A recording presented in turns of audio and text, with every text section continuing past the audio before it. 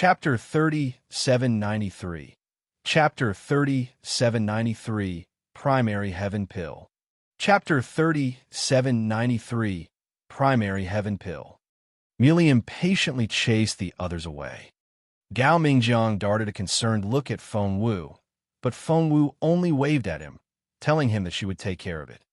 In the end, Gao Mingjiang had no choice but to lead the team away.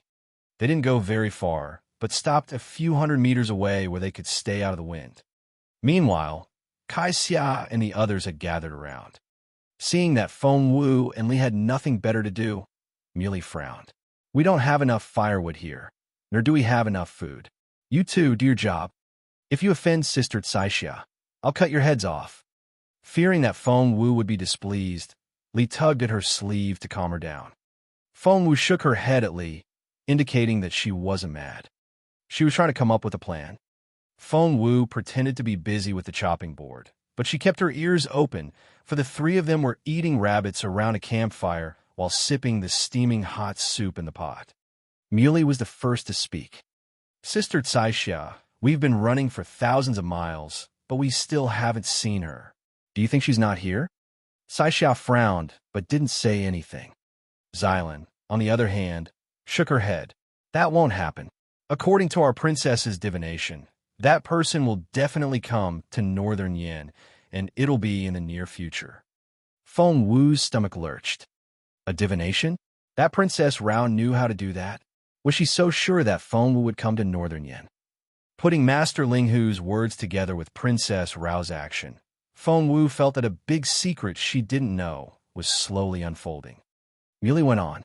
The 13 paths that lead into Northern Yin have all been blocked, and Her Royal Highness's secret guards are all scattered around.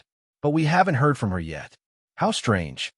Xylan said, I've been wondering, how did Miss Feng Wu offend our princess? By the sound of it, our princess wants to kill her at all cost. Muley shook her head. I heard that the assassins of the guillotine and were involved as well. That's right. Xylan turned at Caixia. Sister Caixia, you're the princess's favorite. Do you know why that is? Caixia didn't reply. Xylan was still curious. I've been with the princess for so long, but I've never seen her so determined to kill a person. I heard that Feng Wu is just a girl, and we've put in so much effort. Caixia looked at her two deputies and shook her head. That's because you don't know. So, Sister Caixia, you know the answer, don't you? Just tell us. What's going on? The two girls cajoled Caixia. In the end, Caixia had no choice but to say, if I tell you, you'll have to keep it a secret. Yes. The other two nodded repeatedly. Caixia said, I don't know much, but I have some leads. Have you heard of the Primary Heaven Pill? Both girls shook their heads. Caixia said, it's only natural that you don't know because there's probably only one such pill left in this world. She smiled bitterly. Let's put it this way. There are 10 levels in total in the physical enhancement of one's body, but if one takes this pill, what will happen then? The two girls asked in unison. Feng Wu pricked up her ears as well. Chapter 3794. Chapter 3794, Level 8. Chapter 3794, Level 8. Feng Wu pricked up her ears as well. The Primary Heaven Pill? She had never heard of it before. Feng Wu wanted to ask Little Phoenix in her head, but she suddenly realized that Little Phoenix had had an epiphany along the way and had gone to cultivate and make a breakthrough. Hence, Feng Wu pricked up her ears and listened to them. Just then, Caixia, the chief maid, snorted at Feng Wu. Why isn't there any hot water? Bring us some hot water. Xylan scolded Feng Wu. One moment, fearing that they might get angry, Li fetched some hot water in a hurry. She was so nervous that she almost spilled it. I'll do it. Feng Wu took the wooden bucket from Li, smiled at her, and handed it to the maids. Muley was still asking curiously, Sister Caixia, what will the pill do? It's so difficult for us to train our bodies. Caixia snorted. With that pill, if you're lucky, you'll be able to rise directly to Level 8. Level 8. Hearing Caixia's words, the other two maids cried out with envy. They were so envious that they thought they were going to lose their minds. The three of them had all worked so hard in physical enhancement, but they had only reached a few levels. What about the pill? Muley took a deep breath. Don't even think about it. How can you possibly have a share in the pill? There's only one of them in this world. Saixia snorted. It belongs to our princess. If there's only one of them in the world, of course, it belongs to our princess. Xylan nodded. She's one of the best cultivators of her generation. Even Zhua, Qingwan of the Junwu Empire, isn't her match. Muley mumbled, but I heard that the Junwu Empire has a genius girl. She has the divine phoenix blood. What divine phoenix blood? Are you going to believe her just because she says she has the divine phoenix blood? Xylan was very supportive of her princess and couldn't stand the compliments of other people. She smirked and said, if that Fengwu really is that amazing, why did she stay quiet for so many years and only came out to promote herself when His Royal Highness was getting married? Sister Saixia, don't you think Fengwu is so scheming? Next to her, Fengwu was speechless. But what Saixia said surprised Xylan. Not really. Saixia frowned. Miss Fengwu isn't to be underestimated. Why? Xylan was displeased. Saixia said, if she's as useless as you say, why would our princess need secret guards like us to track her down? And after so long, we still haven't found anything. That alone makes me think that she's something. Sister Saixia, you're amazing. Muley nodded. I think so too. Xylan didn't like the sound of that. I don't think she's all that capable. Kaixia smirked. Our princess isn't the only one that's after her. The Zhua family of the Junwu Empire, the Hua family, and the Dongsheng Kingdom are all looking for her, and they've all sent some very influential people. We haven't heard anything yet. She's done a great job of staying hidden. But, Saixia smirked, if she keeps hiding like this, she won't be able to keep that treasure. Chapter 3795. Chapter 3795. Don't I tell anyone. Chapter 3795. Don't I tell anyone. What treasure? Everyone turned to look at Saixia. Meanwhile, Saixia lowered her voice. I'm all telling voucher, don't tell Anvon. I swear, I won't tell a soul. Otherwise, I'll be struck by lightning. Me too. I won't let anyone else know. They both raised their hands to make an oath. Only then did Saixia nod. That's a secret. I wouldn't have told you if we weren't outside. I heard that the primary heaven pill isn't our princess's yet. Muley frowned. What do you mean by that? Saixia said, the pill belongs to someone else, but it'll be our princess's after a month. Muley's eyes flickered, and she asked, someone else? Do you mean Miss Fengwu? Xylan spat on the ground. Bullshit. How can that one-of-a-kind pill be Fengwu's? That's impossible. However, Saixia said indifferently, maybe it really is hers. What? Xylan stared at Saixia in disbelief. Meanwhile, Fengwu, who had gone back to the chopping board and pretended to be busy, was amazed as well. A primary heaven pill. It was hers. She couldn't believe it. Could it be because of her senior brother Huyen? Fengwu still had a lot of questions, so she listened carefully. However, Li didn't understand a word. She looked utterly confused and was terrified. Xylan said anxiously, how's that possible? What does that pill have anything to do with Fengwu? How can it be hers? Saixia said, our princess has dropped some hints, so we have to find Fengwu and kill her. If she gets to the Imperial capital safely, if she takes the pill, the princess will be so mad that she'll kill us. Saixia was very serious, and so were the other two. Xylan said, our princess is a very talented cultivator, but she's physically weak, so she needs that pill. The other two nodded in unison. Fengwu thought to herself, I need it too. If the pill really was hers, she would never give it up. If it wasn't her, she still wouldn't let Princess Rao have it because that woman had been trying to kill her. The two of them. Just then, Xylan made a hand gesture. Saixia frowned and rose to her feet. That's enough. Let's go. She then gave Xylan a warning glance. Xylan nodded. Kai Xiao and Muley jumped onto their horses and galloped off, their scarlet capes stirring up the wind in the dark. Xylan glanced at Fengwu and Li and said indifferently, your service is quite nice. Here's a reward for you. After that, she tossed out 2 silver ingots. She tossed one piece to Li and the other to Fengwu. Catch it. Xylan gave them a threatening look. Seeing the shiny silver ingot in the night sky, Xylan smiled and nodded. You've done a great job. Come with me. I need to talk to you. Fengwu had an idea, but Li had no idea what Xylan was going to do next. Fengwu was alarmed, and a dagger appeared in her sleeve. She and Li followed Xylan through the woods. Chapter 3796. Chapter 3796. Clean up the mess 1. Chapter 3796. Clean up the mess 1. Fengwu and Li followed Xylan through the woods. Come here. Xylan waved at Li. Despite her fear, Li still forced herself to walk toward Xylan. Xylan glanced at Li and smirked. You have the plague. Die. As soon as she said those words, Xylan struck Li's head with a knife. Li's stomach lurched. Just then, there was a whooshing sound.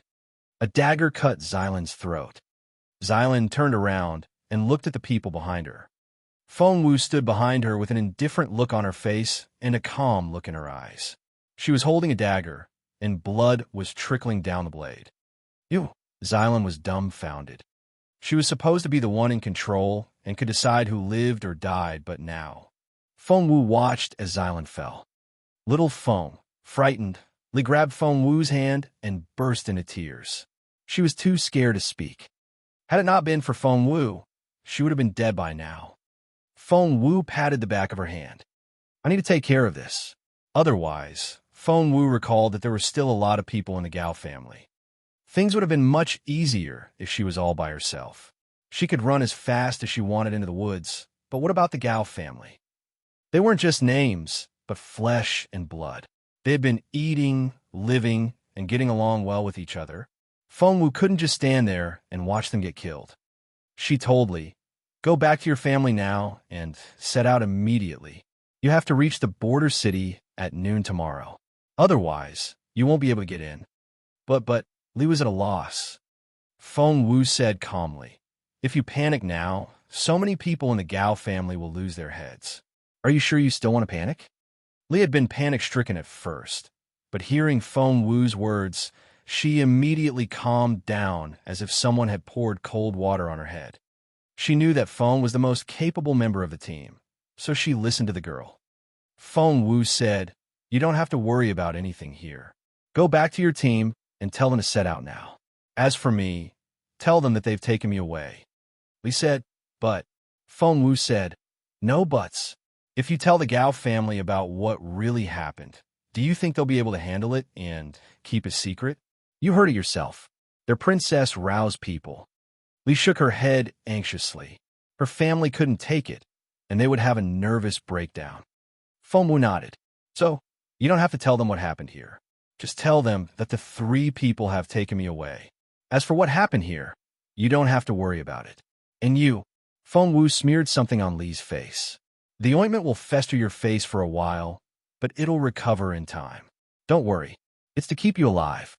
Li was concerned. What about you? Are you going to turn yourself in? Fengwu chuckled. Why would I do that? Don't worry. I have my own plan. Don't you know what I'm capable of?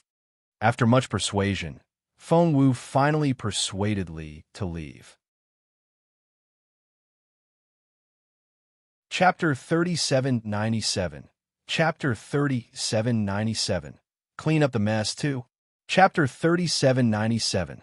Clean up the mess too. However, Li wouldn't be able to withstand such pressure. She wouldn't tell anyone, but she would tell Gao Mingjiang. Fengwu knew that very well. After Lady Wang went back, Fengwu stared at Xylan's body.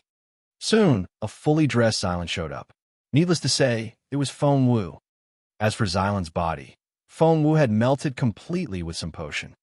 After taking care of Xylan's body, Fengwu ran to the horse as fast as she could, jumped onto it, and disappeared out of sight. Before long, she caught up with Saisha on horseback. What took you so long? Did you take care of everything? Muley frowned at her. Fengwu had observed Xylan's behavior, so she had no problem mimicking her. It's been taken care of. Fengwu smirked. It didn't take me much effort to kill a commoner. Muley was confused. Then why did it take you so long? Sister Tsai Xiao thought something had happened to you. Feng Wu smiled. You'll see when we get back. Muley snorted. You're such a poser. Feng Wu said proudly. I'm not telling you. This was how Xylan usually bickered with Muley. If Feng Wu was too careful now, she might give herself away. Neither Tsai Xia nor Muley realized that their friend had been replaced by Feng Wu. Tsai Xia turned around and gave them a stern look. Quiet. We must hurry up. Muley stuck out her tongue and stopped talking to Feng Wu. Feng Wu was curious. Where are they going? Shouldn't they be going back to the Imperial capital? The border city was right ahead of them, but Kai Xiao took them around a corner. Instead of entering the city gate, they headed for a main road nearby. Feng Wu and Muley looked at each other. Why didn't they enter? We're going to see someone. Tsai Xiao narrowed her eyes. Before long, they arrived at a mountain peak. Standing by the edge of the cliff, they saw a bottomless pit in the mist. From afar, they could see the mist rising and falling, and the border city was barely visible through it. Tsai Xiao didn't get off the horse, so Feng Wu and Muley remained on horseback as well. Looking around, Muley saw that the three of them were alone, so she asked curiously, Sister Tsai Xiao, who are we here to see? Tsai Xiao waved at her to calm her down. Feng Wu narrowed her eyes and pricked up her ears.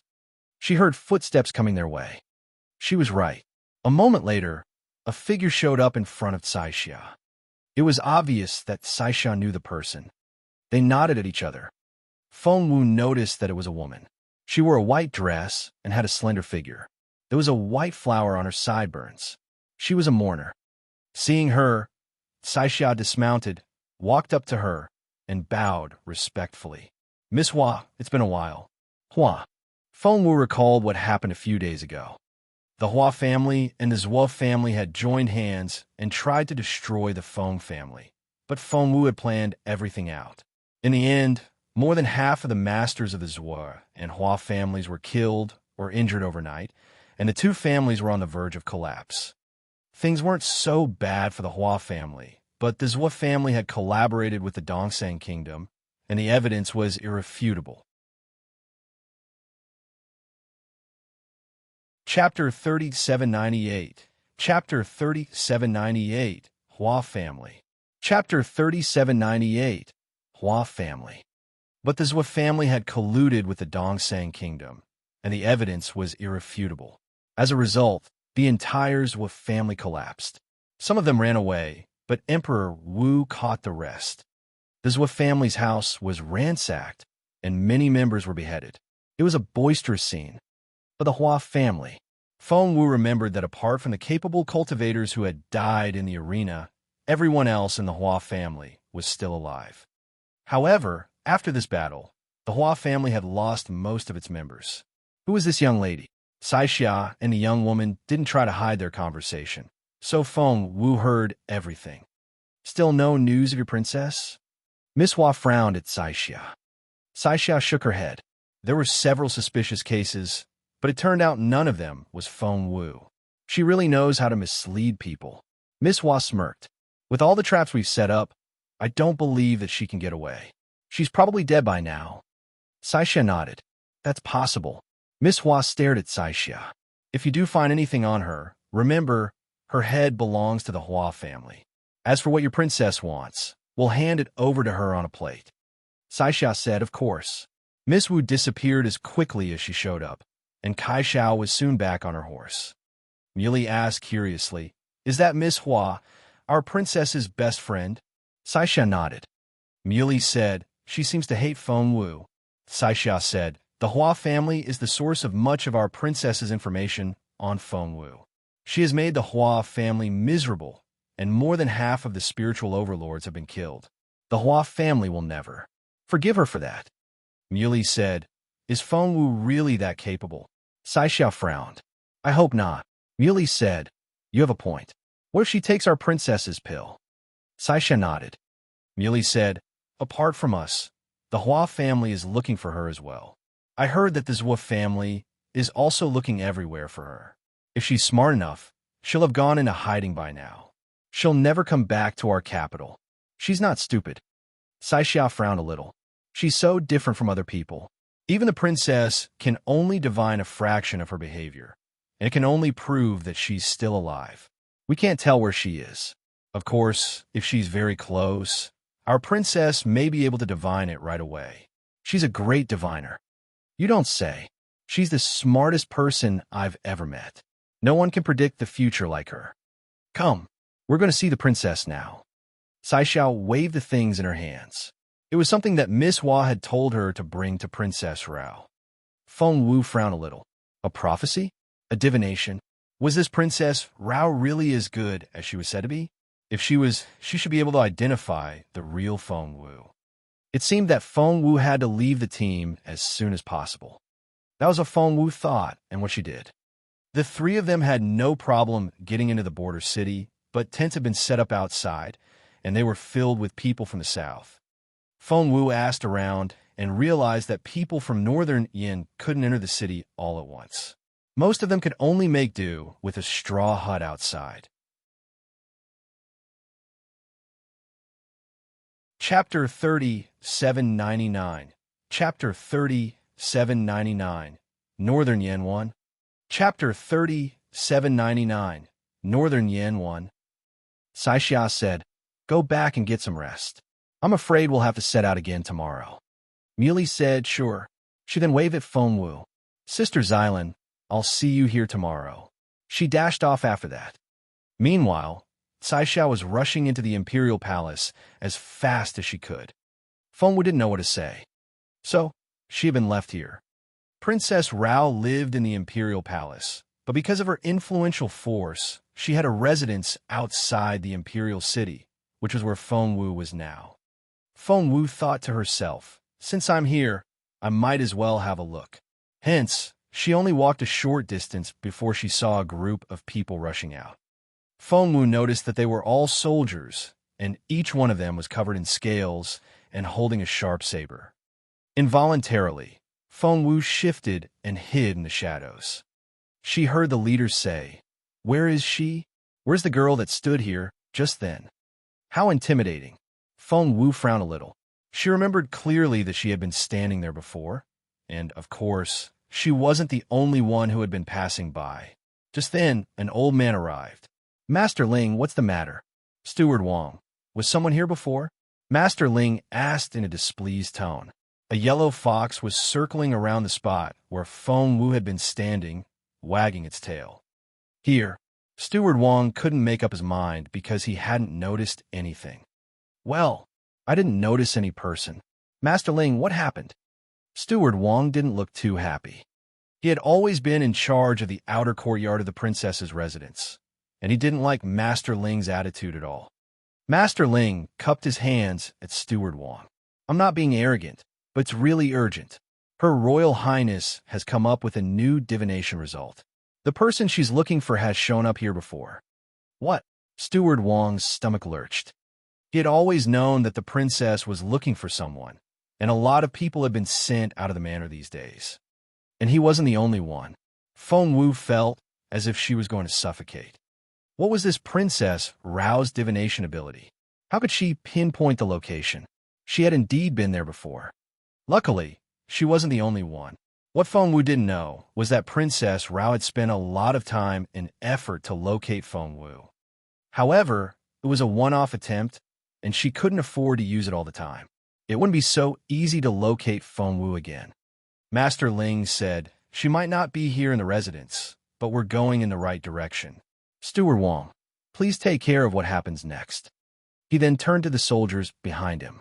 "Search the area within 5 kilometers from the southeast of the princess's residence. No one is to be spared." Yes. Only then did Feng Wu relax a little. It seemed that the princess had divined a radius of 5 kilometers, but that was already terrifying enough. After all, Feng Wu hadn't recovered her spiritual essence yet and couldn't use it yet. How frustrating. If one had to compare them, Princess Rao was like a giant with a bunch of minions, while Feng Wu... Chapter 3800, Chapter 3800, Northern Yen 2. Chapter 3800, Northern Yen 2. If one had to compare them, Princess Rao was a colossus with a lot of foot soldiers, while Fengwu was all alone. The difference was simply too great. She couldn't confront the princess just yet.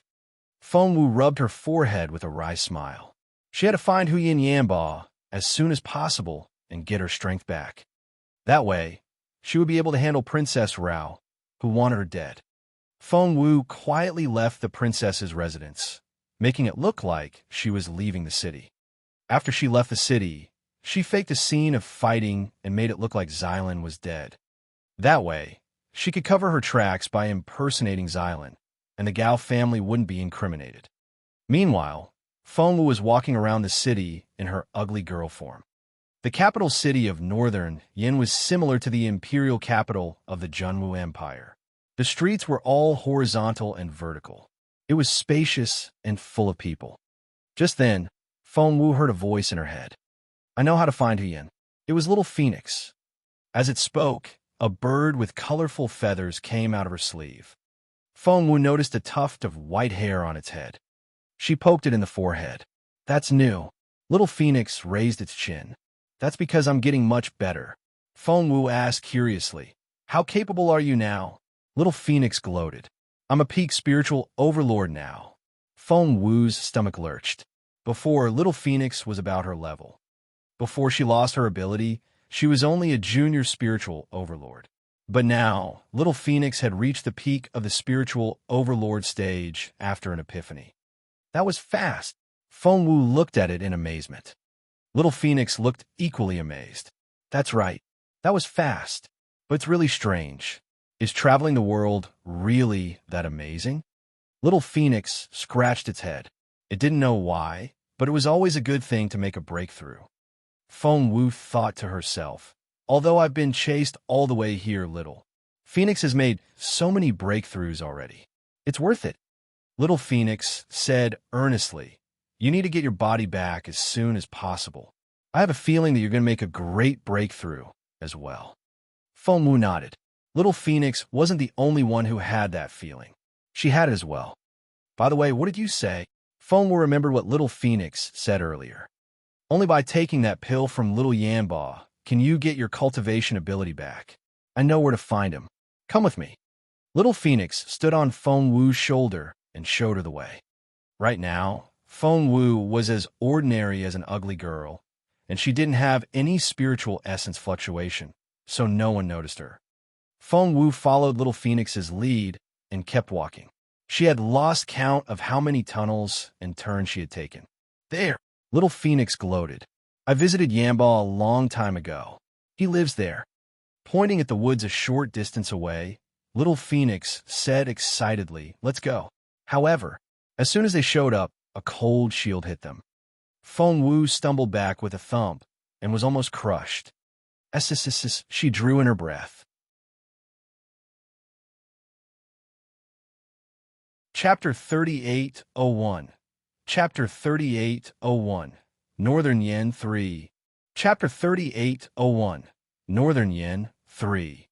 When she looked again, she saw that there was no obstruction. Just then, Fengwu heard a voice. Hey, are you here to try your luck, too?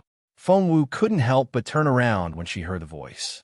A handsome teenager stood in front of her and looked at her in amazement. Try my luck. Fengwu was confused. That's right. Aren't you here to try your luck and hope that you can break in and meet the Grandmaster?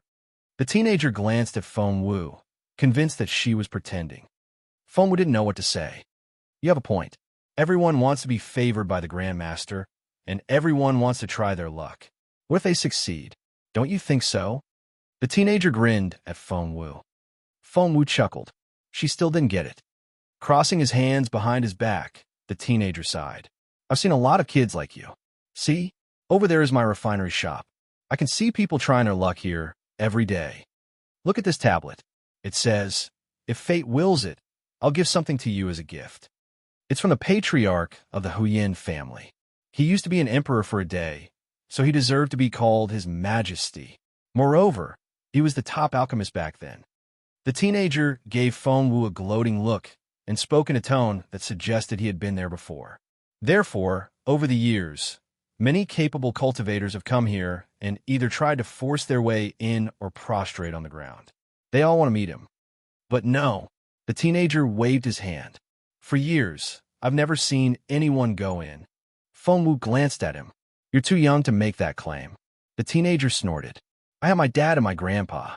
Neither of them has seen anyone go in or come out. I don't know if our patriarch is still there. Chen, a cold, authoritative voice rang out. It was the voice of an old man. Yes, Grandpa, I'm here. I'll be right there. The teenager called Chen, turned around, and called out to the old man in the room. He then turned back to Fengwu with a casual smile on his face. Young lady, you're so unlucky, aren't you? The stone tablet hasn't moved, which means that you're not the chosen one either. Chen grinned at Fengwu and patted her on the shoulder to comfort her, but he was very pleased with himself. Fengwu ignored him, for all her attention was on the inscription on the tablet. Nothing had happened, which meant that she hadn't been able to remove the barrier. Maybe she could try with her own blood. Fengwu was still thinking that way when she sensed a strange gaze on her. She was very acute. Even with her current cultivation level, she could still easily sense that she was being followed. As expected, the next moment, Little Phoenix told Fengwu, a pair of eyes are staring at us from the old tree to the northeast.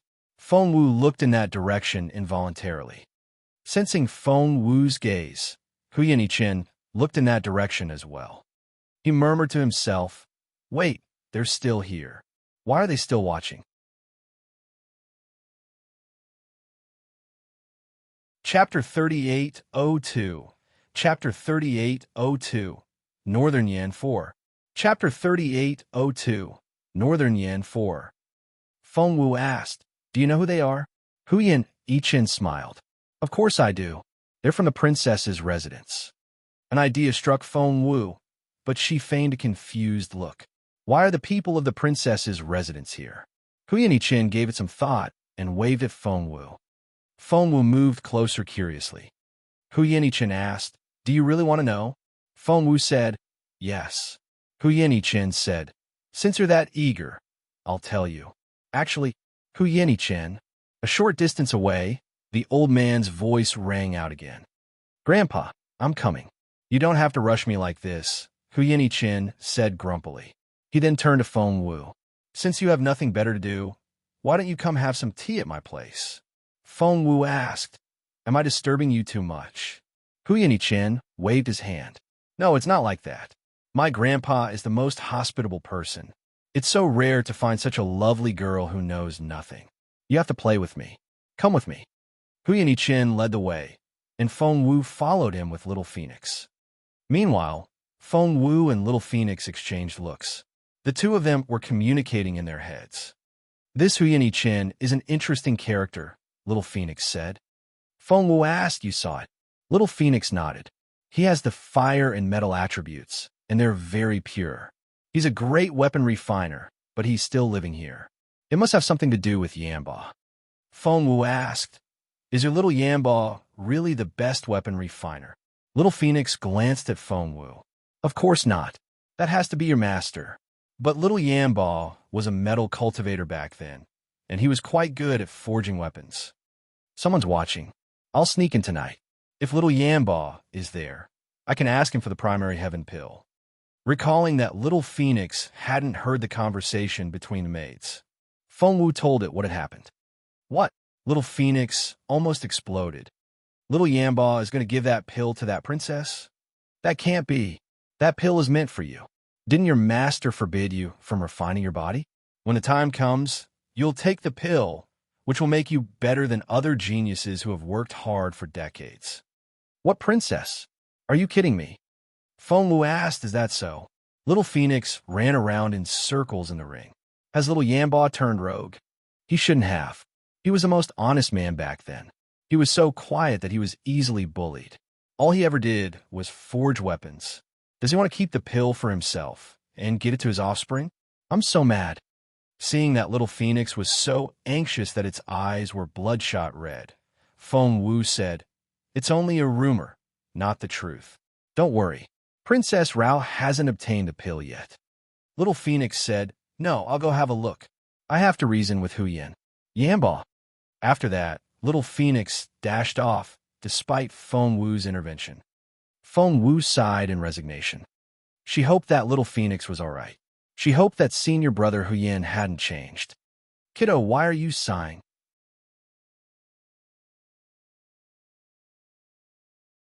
Chapter 3803. Chapter 3803. Stingy Shop 1. Chapter 3803. Stingy Shop 1. Hearing Feng Wu's sigh, the teenager couldn't help but laugh. Do you find my shop too shabby? Feng Wu was woken up by Hu Yenichen's voice. When she came back to herself, she saw that they were outside his shop. Stingy Shop. Feng Wu looked back at Hu Yenichen and wanted to laugh. That name. Hu Yenichen rolled his eyes at Feng Wu. Laugh all you want. Don't hold it back. Feng Wu chuckled. Hu Yenichen shrugged. I don't know why the old master gave us that name. It sounds so petty, and it doesn't mean well. My grandpa said that our patriarch came up with the name. I'm sure that's not true. What are you talking about? A slim, handsome old man strolled out of the shop. He glanced at Hu Yenichen, then glanced at Feng Wu out of the corner of his eye. He couldn't help but glance at her again. But that was it. He wasn't interested in her after that. Hu Yenichen greeted Feng Wu warmly. Come in and have a seat. His grandfather glanced at him. Who's that? Hu Yenichen gave the old man a warning glance. The old man pulled Hu Yenichen to the side and whispered to him. He frowned. Can that scrawny girl do it? Hu Yenichen said. Although she's a scrawny girl, she looks full of vigor. Maybe she'll do. Old Hu Yin was still frowning. Meanwhile, Feng Wu was studying the shop with her hands behind her back. In short, it was a blacksmith shop with all the necessary furnishings. Moreover, Feng Wu saw a few pieces of dark iron in a corner.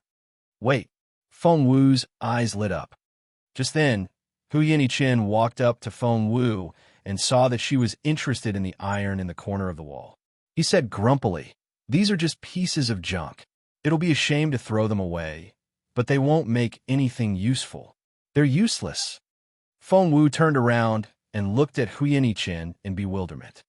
The look gave Hu Yenichen the creeps. Why are you looking at me like that? Feng Wu stared at Hu Yenichen again. A piece of junk.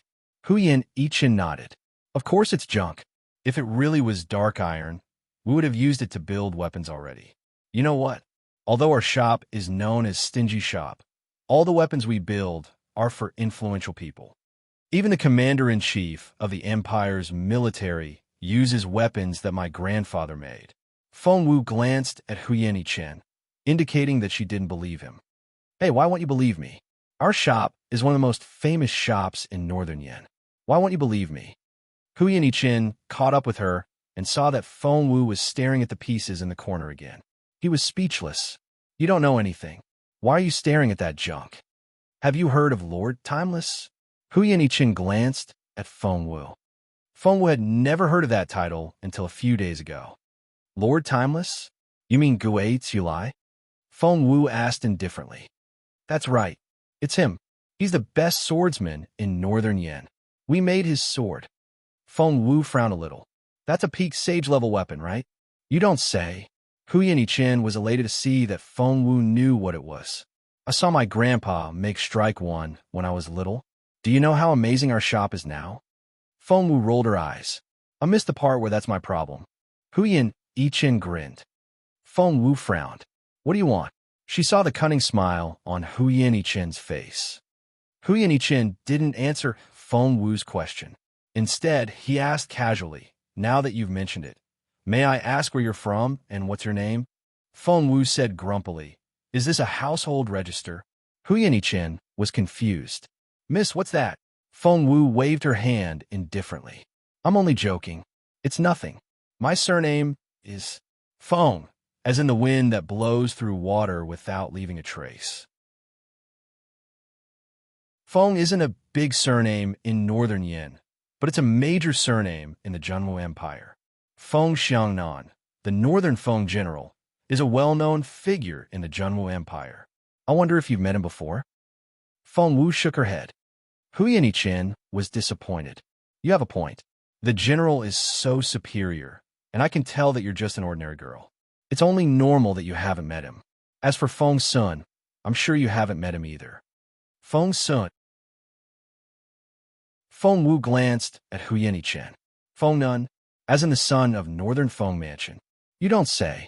That's him. Feng Sun. Do you know him? Hu Chen stared at Feng Wu. Feng Wu thought, you didn't tell me if Feng Sun is your friend or an enemy.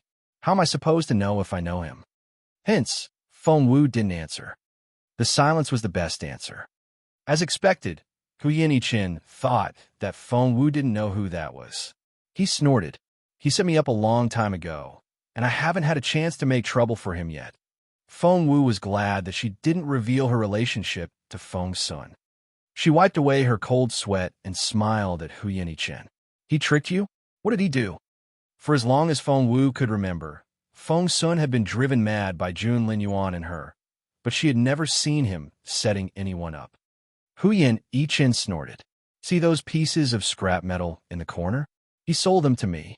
He said they were sacred iron and could make a top-grade sacred weapon. I thought I could make another sword like Strike On, so of course I bought them. And with the iron, he gave me a drawing, saying that I could build a sacred-level arm of commandment. I believed him then.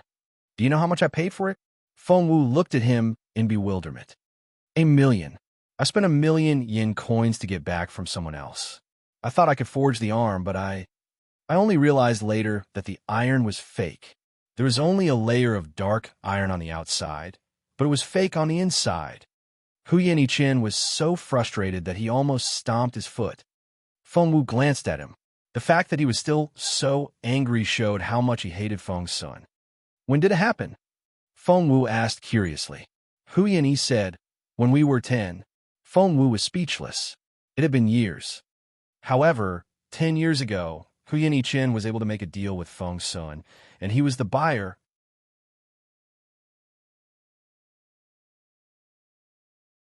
Chapter 3804. Chapter 3804. Stingy Shop 2. Chapter 3804. Stingy Shop 2. However, Hu Chen was able to make a deal with Feng Sun 10 years ago, not to mention that he was Feng Sun's buyer. That was proof enough of Hu Chen's background. That made sense. Not everyone could address Hu Yanba as their patriarch. Hu Chen was still angry. He led Feng Wu to the pile of stones and said grumpily, Look at these pieces of junk. Do you know why I kept them here instead of throwing them away? You can't bring yourself to part with them? Feng Wu tried to provoke him. Of course not. The teenager stomped his foot in frustration. I want them to stay here and remind me all the time that I have to get back at Feng Sun. I want to wash away my humiliation in front of my brothers. Feng Wu admired him for his pride. Hu Chen smacked his forehead. Hey, why am I telling you that? Enough with the junk. We have more serious matters at hand. Feng Wu was confused. What do you mean? Hu Chen scratched his head and grinned. How about you donate something? Feng Wu asked what? Hu Chen spread out his hands. It's not much. Just a little blood will do. Just give me a little blood. Feng Wu stared at him. Why do you need it? Hu Chen led Feng Wu to an iron table and said, This is my new weapon, the ultimate Yang fork. Look, it's a semi-saint weapon. Feng Wu said, So what? Hu Chen said obsequiously, You look so young. I bet you don't know anything. Feng Wu knew that such a supreme-grade weapon had to be nourished with human blood, especially the blood of an innocent girl. Feng Wu shook her head. No. Hu Chen was confused. Why not? I don't need much. Just a bowl will do. But Feng Wu wouldn't let him. Her blood was the divine phoenix blood, and every drop was precious, let alone a bowl. Feng Wu wouldn't mind if it was a divine weapon, but Hu Chen's weapon was obviously a semi-saint one. Feng Wu shook her head again. Not with this weapon. Hu Chen pleaded with Feng Wu. Gosh, please. Please. Where else am I going to find a girl with such clean eyes? Feng Wu glanced at Hu Chen. No, Hu Chen said. What do I have to do to make you say yes? Feng Wu glanced at him. You're much more capable than I am. If you want my blood, you can force me. Why don't you do that? Hu Chen said grumpily. I'm not in the habit of forcing myself on other people. Plus, You don't have the divine phoenix blood. If it's the legendary divine phoenix blood of the Junwu Empire, I might actually force you to give it to me. Fengwu stared at him. You really will do that? Hu Yanqin smiled bitterly. The divine phoenix blood is the best bloodline in the world. Although my ultimate yang fork is good, it's only a saint level one. It'll be such a waste if I use the divine phoenix blood on it. I'll kill myself if I do that. No, I won't try to take the divine phoenix blood by force. Hu Yanqin heaved a long sigh. But I'm still curious. What will happen if I add the divine phoenix blood? I can't wait to see it. The divine phoenix blood was equivalent to Fengwu herself. Therefore, if Fengwu contributed her blood, her identity would become very obvious.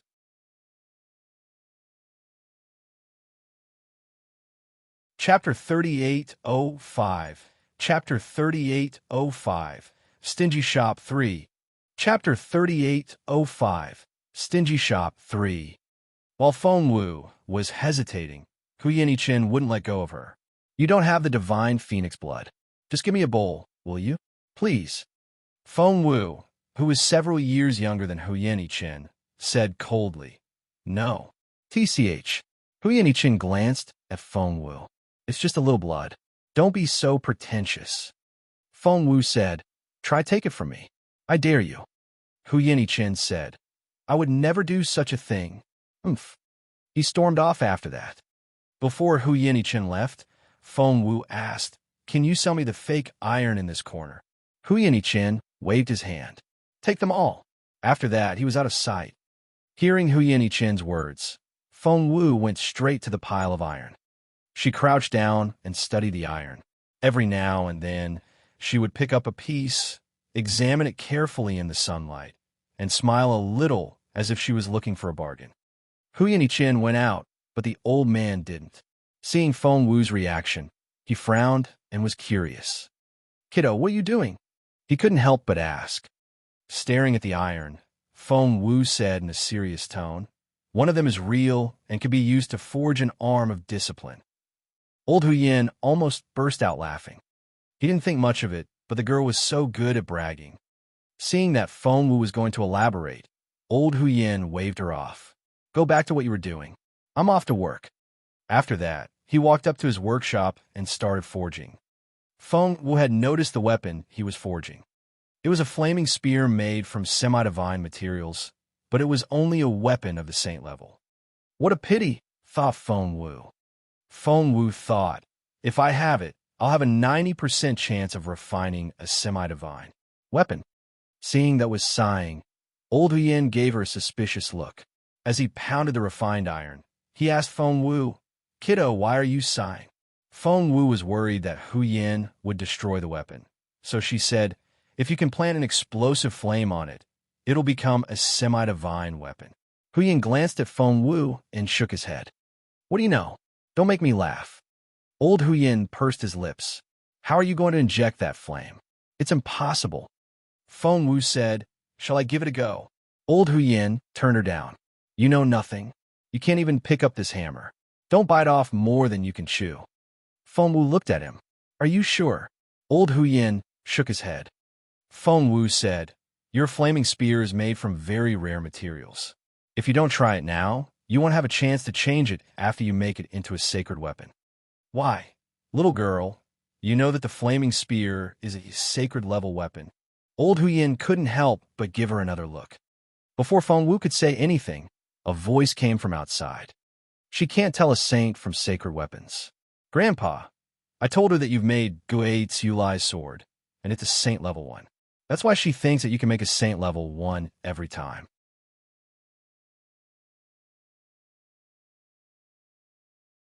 Chapter 3806. Chapter 3806. Stingy Shop 4. Chapter 3806. Stingy Shop 4. Old Huyin guffawed. This girl was so. He almost believed her. Fengwu was speechless. She was really good at refining weapons. Although she didn't have many opportunities to do it herself, she had a solid theoretical base.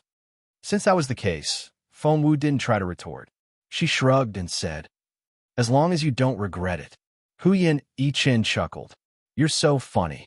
You sound like an adult. Feng Wu shrugged. Well, I finally found some blood. I don't need to beg you anymore. Oomph. Hu Yanqin made a face at Feng Wu. Feng Wu ignored him. Both Hu Yanqin and the old man were busy with their own tasks. One was a semi-saint level fork.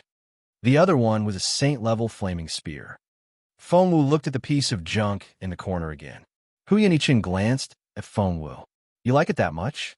If that's the case, why don't you play with it? Feng Wu said, Isn't it your reminder? Are you sure you don't want it? Blue veins popped on Hu Yanqin's forehead, and he snorted. I don't want to talk to you anymore. Feng Wu chuckled. Since Hu Yanqin didn't take up the work table, Feng Wu picked up the 3 pieces and started working on them in the stove. Seeing the serious look on her face, Hu Yanqin could only shake his head with a wry smile. Refining weapons was a subject that depended on one's talent as well as qualifications. The girl didn't seem to have any talent or qualifications, but Hu Yanqin decided that he would let her do whatever she wanted and treat her as if she were playing with mud. Feng Wu didn't want to expose her spiritual essence before she met her senior brother Huyan. However, she needed to use the arm of discipline now to protect herself. Hu Yanqin, who was gloating over the semi-saint weapon he had just made, darted a glance at Feng Wu before showing off in front of the old man. Grandpa, what do you think of my ultimate yang fork? Old Huyan gave him an appreciative look. His grandson was already able to forge a semi-saint level weapon at such a young age. With his capability, he would be able to work on half of the tasks in the shop. Even if the old man died now, he would be able to rest in peace. However, despite his comfort, he still put on a straight face and said indifferently, It's all right, but you'll have to work harder. At your age, your patriarch can already refine a saint-level weapon, but you've only managed to refine a semi-stained one by sheer luck. You're still too far behind him. Got it? Hu Yanqin nodded humbly. He didn't get to gloat for long. He felt a little lost and disappointed. Just then, Feng Wu beckoned at Hu Yanqin. Hey, come over here. Hu Yanqin walked up to her and asked grumpily, What? Feng Wu said, I'll teach you how to forge a semi-divine weapon. Gosh. Hu Yanqin gave Feng Wu a you idiot look. Feng Wu said seriously, I'm not joking. Hu Yanqin was speechless. Feng Wu said, Help me with the forging. You'll see. Hu Yanqin felt a headache coming on. He decided that she wouldn't turn back until she ran into the wall. He would see how she was going to do it. After that, Hu Yanqin was ordered around by Feng Wu. She would make him add iron powder, set up an explosion, and cool things down.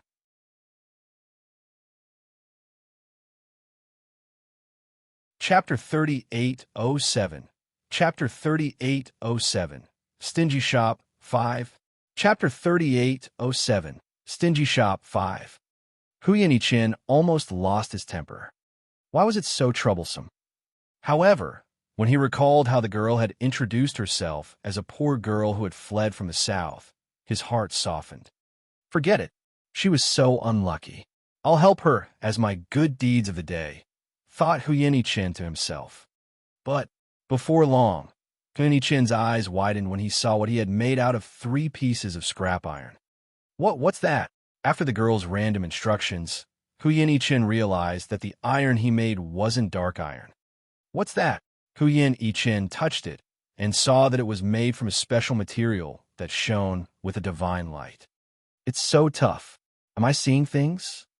Hu Yanqin rubbed his eyes in disbelief, but when he looked again, the iron was still there.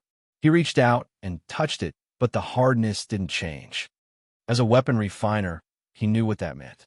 He gave Feng Wu a strange look and didn't come back to himself for a long time. How was that possible? It was supposed to be a pile of junk, but no matter how hard he tried, it stayed useless. How?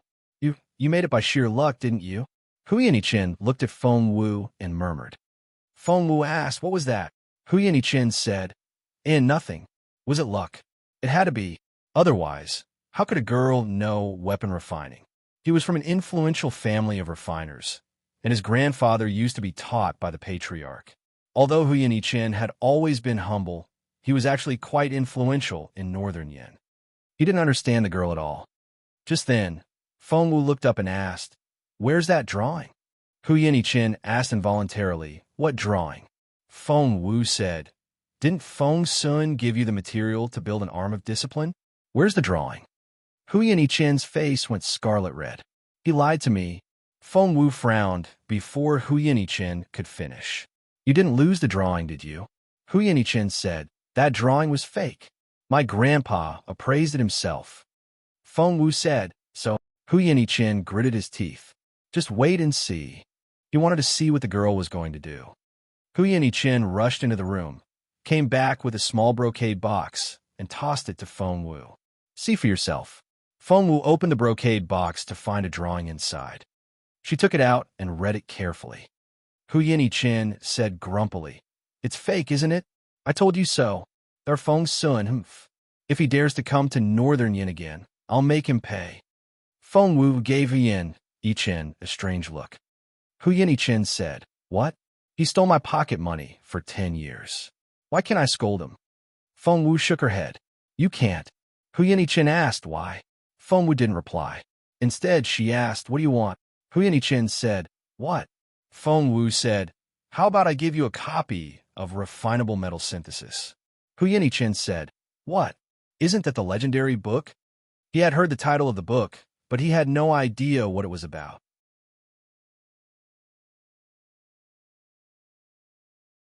Chapter 3808. Chapter 3808. Refinable Metal Synthesis. Chapter 3808. Refinable Metal Synthesis. Feng Wu asked in a serious tone, "Will a copy of Refinable Metal Synthesis be enough to exchange for the metal I just made and a drawing of this arm?" Of course. Hu Yin was so excited that he almost burst into tears. But how can you have it?" Hu Yin wouldn't believe it. Feng Wu said, "I just do." Hu Yin said, "If you have it, I'll trade with you." Feng Wu said, "It's a deal." Hu Yin was thrilled. "Silly boy." A short distance away, old Hu Yin shook his head when he heard their conversation. Spiritual iron? Refinable metal synthesis. How childish. As Patriarch Hu Yin's outer sect disciple, the old man had only heard about the refinable metal synthesis that all refiners dreamed of learning. However, the girl had just given his grandson a refinable metal synthesis as a gift. It was like child's play. "Grandpa, Grandpa." Only then did Hu Yin come back to himself. He waved at the old man and said, "Grandpa, she really has forged the divine iron." Old Hu Yin wouldn't come over. He was still humming a tune and working on his flaming spear. He didn't believe Hu Yin at all. Hu Yin was about to drag his grandfather to his side when Feng Wu began to separate the drawing with a special liquid. It immediately caught his attention. "What are you doing?" Hu Yin moved closer and watched Feng Wu curiously. Feng Wu was careful but steady. Before long, Hu Yin saw that the edge of the fake drawing had been peeled off. "What?" Hu Yin's eyes widened when he saw this, because he saw that the edge of the drawing had split open from the edges. There were two drawings. They were stuck together with a special potion. Hu Yin held his breath, fearing that he might blow the drawing away. His heart was pounding, and he had a feeling that something big was going to happen. That was indeed the case. Feng Wu separated the drawings in less than 15 minutes. Right now, two drawings are sitting quietly on the table. One was what Hu Yin called a fake drawing, and the other one was a brand new one. Hu Yin didn't look at the drawing he had been looking at for nearly 10 years. Instead, he focused on the new one, and his eyes narrowed as he studied it. "Let's begin," Feng Wu told Hu Yin. Hu Yin stared at Feng Wu. "You mean," Feng Wu said indifferently, "the one underneath is the real drawing of the arm of discipline, isn't it? Wasn't it?" Hu Yin wanted to agree with her, but there's another one underneath. How can it be another one? I haven't heard of it after all these years. Scratching his head, Hu Yin burst into tears. Feng Wu smiled. The person who made this drawing used a deceptive trick. Ordinary people won't be able to find it even if they stare at it for 100 years. There's no need to blame yourself. Hu Yin looked at Feng Wu in frustration. So, I'm just an ordinary person.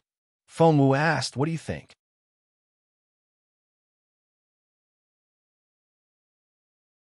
Chapter 3809. Chapter 3809. The Arm of Discipline 1. Chapter 3809. The Arm of Discipline 1. Hu Yanchen was frustrated. He shook his head repeatedly. I don't believe it. I don't believe it's the drawing of the arm. Feng Wu couldn't care less about his mood and began to order him around. Hu Yanchen said, I don't believe that this drawing can be used to build the arm. Feng Wu said, all right. However, Hu Yanchen was genuinely curious. Could she really make the arm of discipline? In the end, he couldn't fight back his curiosity and started working on it for Feng Wu. With Feng Wu around, he didn't have to worry about not doing a good job. Because if she didn't do it right, Feng Wu would smack down with the ruler. Ouch, that hurts. Why did you hit me? Hu Yanchen gave Feng Wu a pleading look. Feng Wu said solemnly, you'll thank me in the future. Keep going. Feng Wu was very strict, but Hu Yanchen was still a little inferior in his cultivation level, so he was having a hard time. He had to follow Feng Wu's instructions every single time before he could move on to the next step. Maybe not for the time being, but in the future, Hu Yanchen would be so grateful to Feng Wu that he would almost kneel down. Feng Wu had Hu Yanchen build one component after another. Hu Yanchen didn't see any hope and was frustrated. A few days later, Hu Yanchen finally met all Feng Wu's requirements. He stuck out his tongue and was exhausted. I'm exhausted. Hu Yanchen let out a breath of relief. You've made everything you need, haven't you? Is that enough? Hu Yanchen gave Feng Wu an aggrieved look. Feng Wu had been giving him pointers over and over again in the past few days, and Hu Yanchen was an idiot.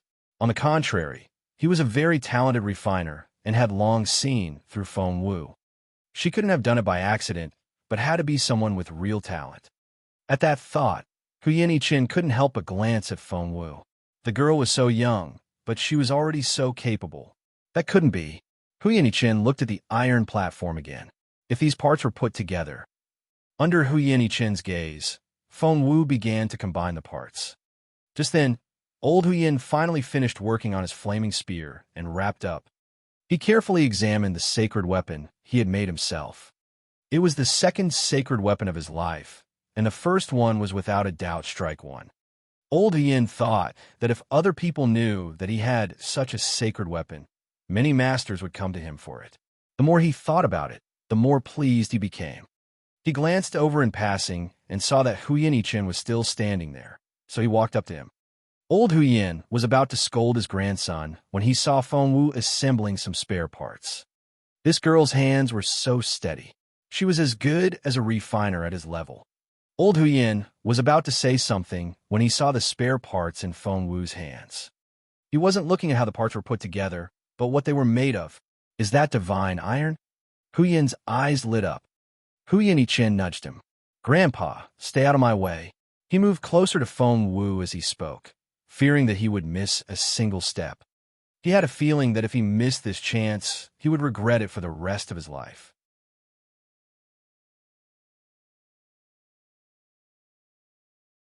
Chapter 3810.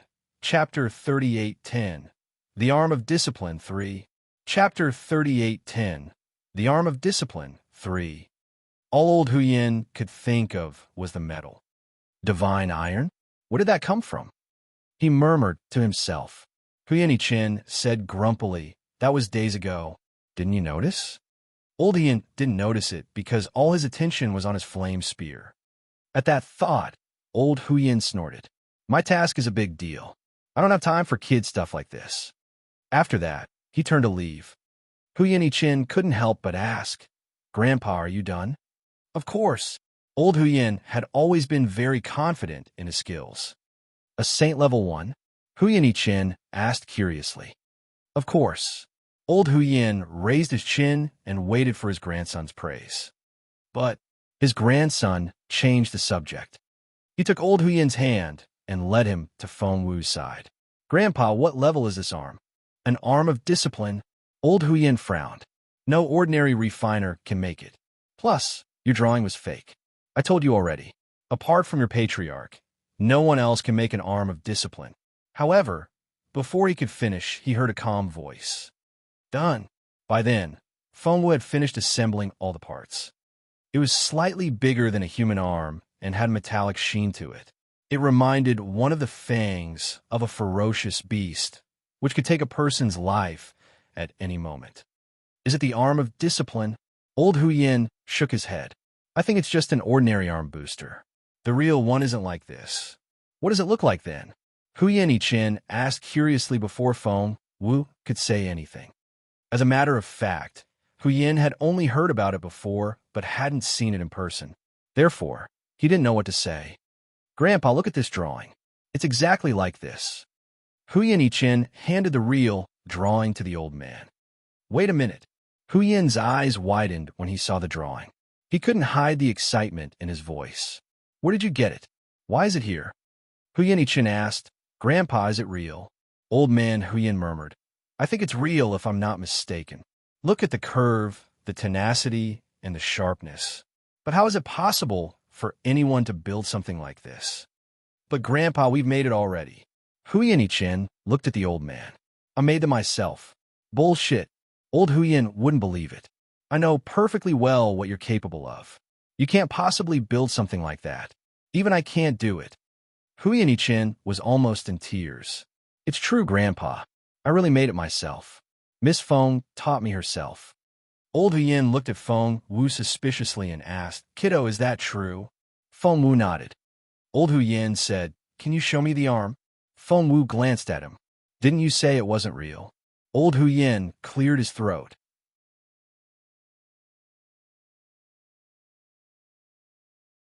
Chapter 38:11.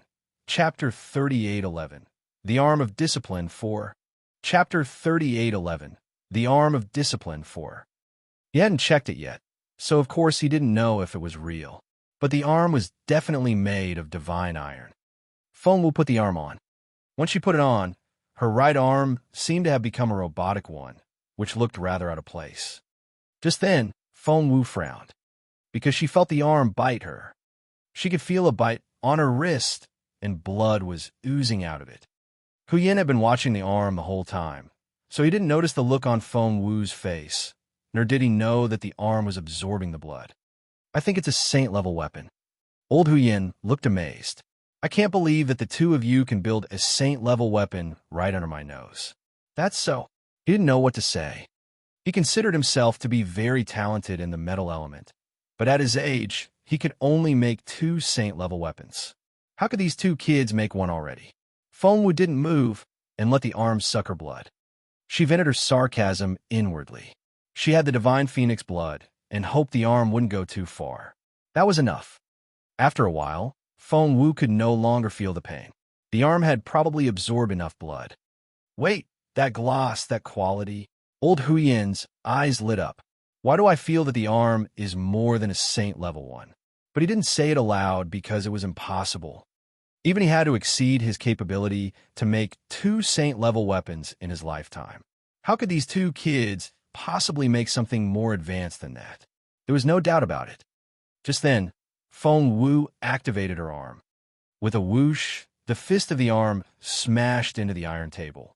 Rumble. The meter-thick iron platform was smashed into a lump of iron by the arm. Old Huyin stared at Feng Wu in astonishment. Huyin Yichin stared at Feng Wu in disbelief. That's... Huyin Yichin swallowed and stared at Feng Wu in bewilderment. I thought you didn't have any spiritual essence. Huyin Yichin hadn't sensed any spiritual essence from Feng Wu so far, which was why he had assumed that she didn't know anything about cultivation. However, what she did just then, Feng Wu was pleasantly surprised. The arm was more powerful than she had expected, and it had to be at least a semi-divine weapon. Feng Wu glanced at Huyin Yichin. One can't attack without spiritual essence? You're so ignorant. Huyin Yichin glanced at his dumbfounded grandfather, then turned to Feng Wu eagerly. Can I see it? Can I? Feng Wu took off the arm and handed it to Huyin Yichin. It'll fit you automatically when you put it on. Try it. The arm wasn't an inanimate object, but a living one because of the divine metal. Hu Yin was pleasantly surprised. He had put on, "I'll test its power." Hu Yin shouted, "Iron Tower, come out." As soon as Hu Yin said those words, a figure as tall as an iron tower appeared.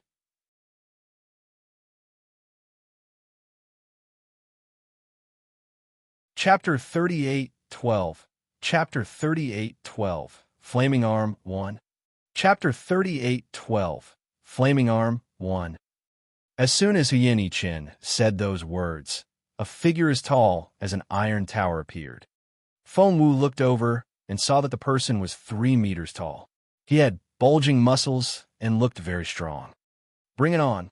Hu Yin aimed his arm at the man. Iron Tower smirked. To him, his young master was as weak as a chicken. He could pick the boy up without breaking a sweat. That was what he thought and what he did. Therefore, he only waved his hand as if he was playing a game. However, the next moment, SSSS, Iron Tower drew in his breath, for his young master's right arm was very tough, and a sharp blade suddenly appeared in his palm. The sharp blade stabbed into the back of Iron Tower's hand. However, Iron Tower had a very strong defense system. The blade was only able to make an inch in before it was stopped. Even so, it was enough to attract his attention. "Young master, that's an interesting arm." Despite his words, Tatai didn't think much of the arm. Hu Yin relied on his speed in battles, so he moved as fast as he could. He was changing directions all the time. The arm of discipline was also making unpredictable moves with his right arm. Several times, Iron Tower was hit. He was covered with wounds, but they were all minor ones. Iron Tower looked at Hu Yin and said, "Young master, I don't want to play games anymore." The next second, he expanded. He was already 3 meters tall, but now he was even bigger. He kicked Hu Yin away. Hu Yin fell to the ground with a thump. He couldn't accept the fact that he still couldn't defeat Iron Tower. "Young master, please give in," Iron Tower said indifferently. Hu Yin gritted his teeth. "No, I'm going to defeat you. I can only defeat him if I defeat you." Iron Tower frowned. "Young master, you can't even defeat me, let alone your enemy. Just stay here." He turned to leave after that. Feng was confused. Hu Yin had to defeat Iron Tower to defeat his enemy? Who was his enemy? Seeing the pained look on Hu Yin face, Feng Wu went up to him and reminded him in a low voice. Hu Yin eyes lit up. "Stop right there. I'll try again." Hu Yin shouted at Iron Tower. However, Iron Tower didn't even look back. "Stop right there." Hu Yin suddenly aimed at Iron Tower, and a black arrow flew out of his arm, aiming at the ladder's back. Iron Tower turned around and caught the arrow with one hand. To his surprise, the next second, the arrow exploded. There was an unknown liquid in the arrow, and it was highly inflammable. The liquid splashed all over him. The next second, flames rose out of Iron Tower and engulfed him. He buried his head in his hands and didn't know what to do. "Iron Tower! Iron Tower!" Hu Yin was equally anxious. Iron Tower was his guard, not his enemy. He had been too reckless.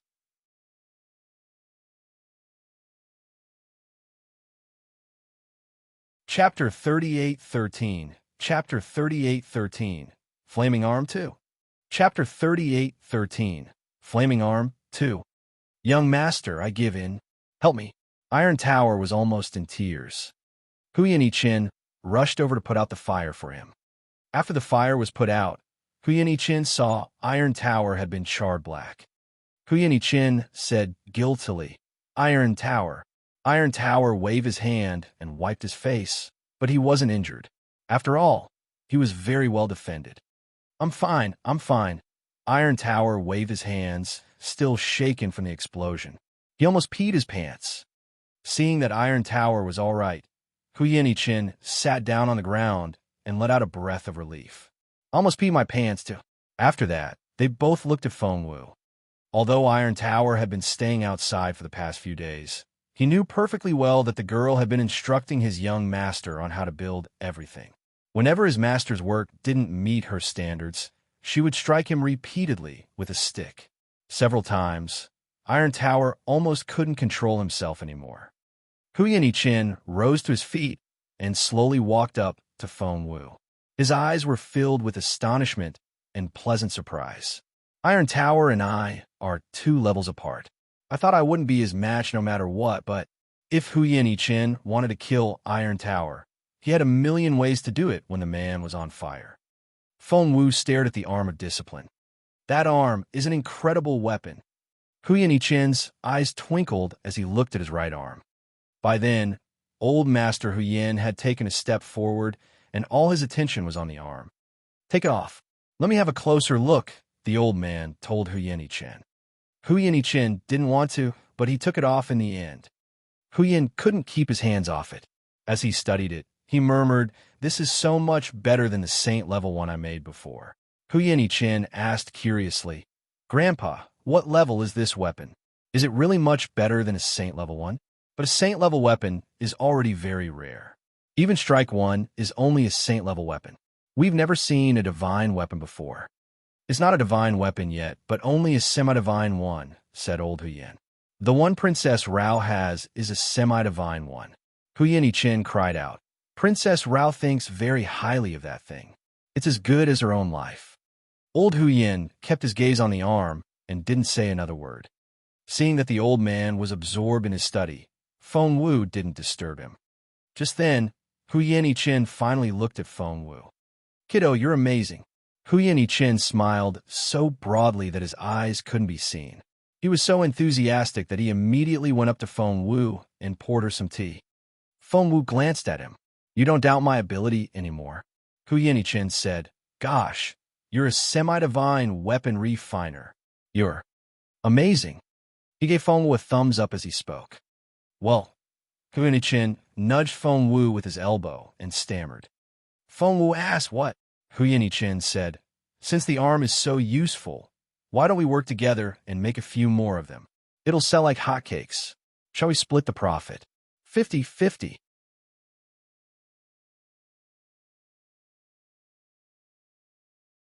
Chapter 38:14. Chapter 38:14. 50 to 50. Chapter 38:14. 50 to 50. Shall we split the profit 50 to 50? Hu Yin looked at Feng Wu in excitement. Feng Wu rolled her eyes at him and turned to leave. Hu Yin immediately caught up with her. "Hey, don't leave even if you don't agree to that offer. All right, no 50 to 50. How about 60 to 40? But Feng Wu didn't stop. Hu Yin said, 70 to 30. That's the lowest I'll go. I'll take 30% and you take 70%. That's very generous of me. Feng Wu glanced at him. Hu Yin stumbled back. "Why are you looking at me like that?" He felt a little flustered. Feng Wu finally said, "That's impossible." Hu Yin looked at Feng Wu stubbornly. "Then tell me, how do you want to split the profit?" Feng Wu said grumpily, "That's the only one." Hu Yin was shocked. "What's that supposed to mean?" Feng Wu said, "You heard me." Hu Yin said, "Why are there only?" Feng Wu asked indifferently, "Do you have any more of that iron?" Hu Yin said, "I." He realized that Feng Sun was the one who had set him up with those pieces of junk. He had left them in a corner to remind himself of his revenge. Who would have thought that they could be used to forge a piece of divine iron? Feng Wu shrugged. "I forgot to mention that the value of the metal can't be measured by money. There's only a handful of them in this world. I'll build one for you when you find more of it." She had the blueprint anyway. Hu Yin said, but he had wanted to make a small fortune with it. But as it turned out, he didn't even have an arm to use himself. "Well," Hu Yin followed her and asked gingerly, "Are you selling this arm?" Feng Wu glanced at him. "Aren't you going to take it?" Hu Yin threw a dirty look at Feng Wu. "Of course not. Haven't we made a deal already? We've signed the agreement, so why should I take it? But I really like this arm."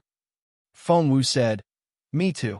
Hu Yin could only smile bitterly. A gentleman shouldn't take other people's favorite. If the arm is yours, it's yours. No one can take it away, not even me. But don't worry. I'll work hard to find more divine iron. You'll build a new one for me when I find it." Feng Wu said, "All right." Hu Yin sighed with emotion. "You're amazing. I didn't know you could build something like this. Grandpa, is it really a semi-divine weapon? Huyen Ichin still couldn't believe it. Old Huyen was too absorbed in the weapon to pay any attention to Huyen Ichin. That was why Huyen Ichin knew that it had to be a semi-divine weapon. Otherwise, his grandfather wouldn't have been so excited because he had made 2 saint-level weapons himself. You're amazing. Patting Feng Wu on the shoulder, Huyen Ichin said in amazement. Grandpa has been saying that I'm a natural refiner and that I'll be even more amazing in the future, but compared to you, Huyen Ichin was ashamed of his own inferiority. However, Huyen Ichin patted Feng Wu on the shoulder again. But luck is fair. It won't favor a person. If it opens a door for you, it'll close the window. Feng Wu was confused. What do you mean? Why didn't she understand? Huyen Ichin grinned. You don't know how to cultivate. It's like God has closed the window for you.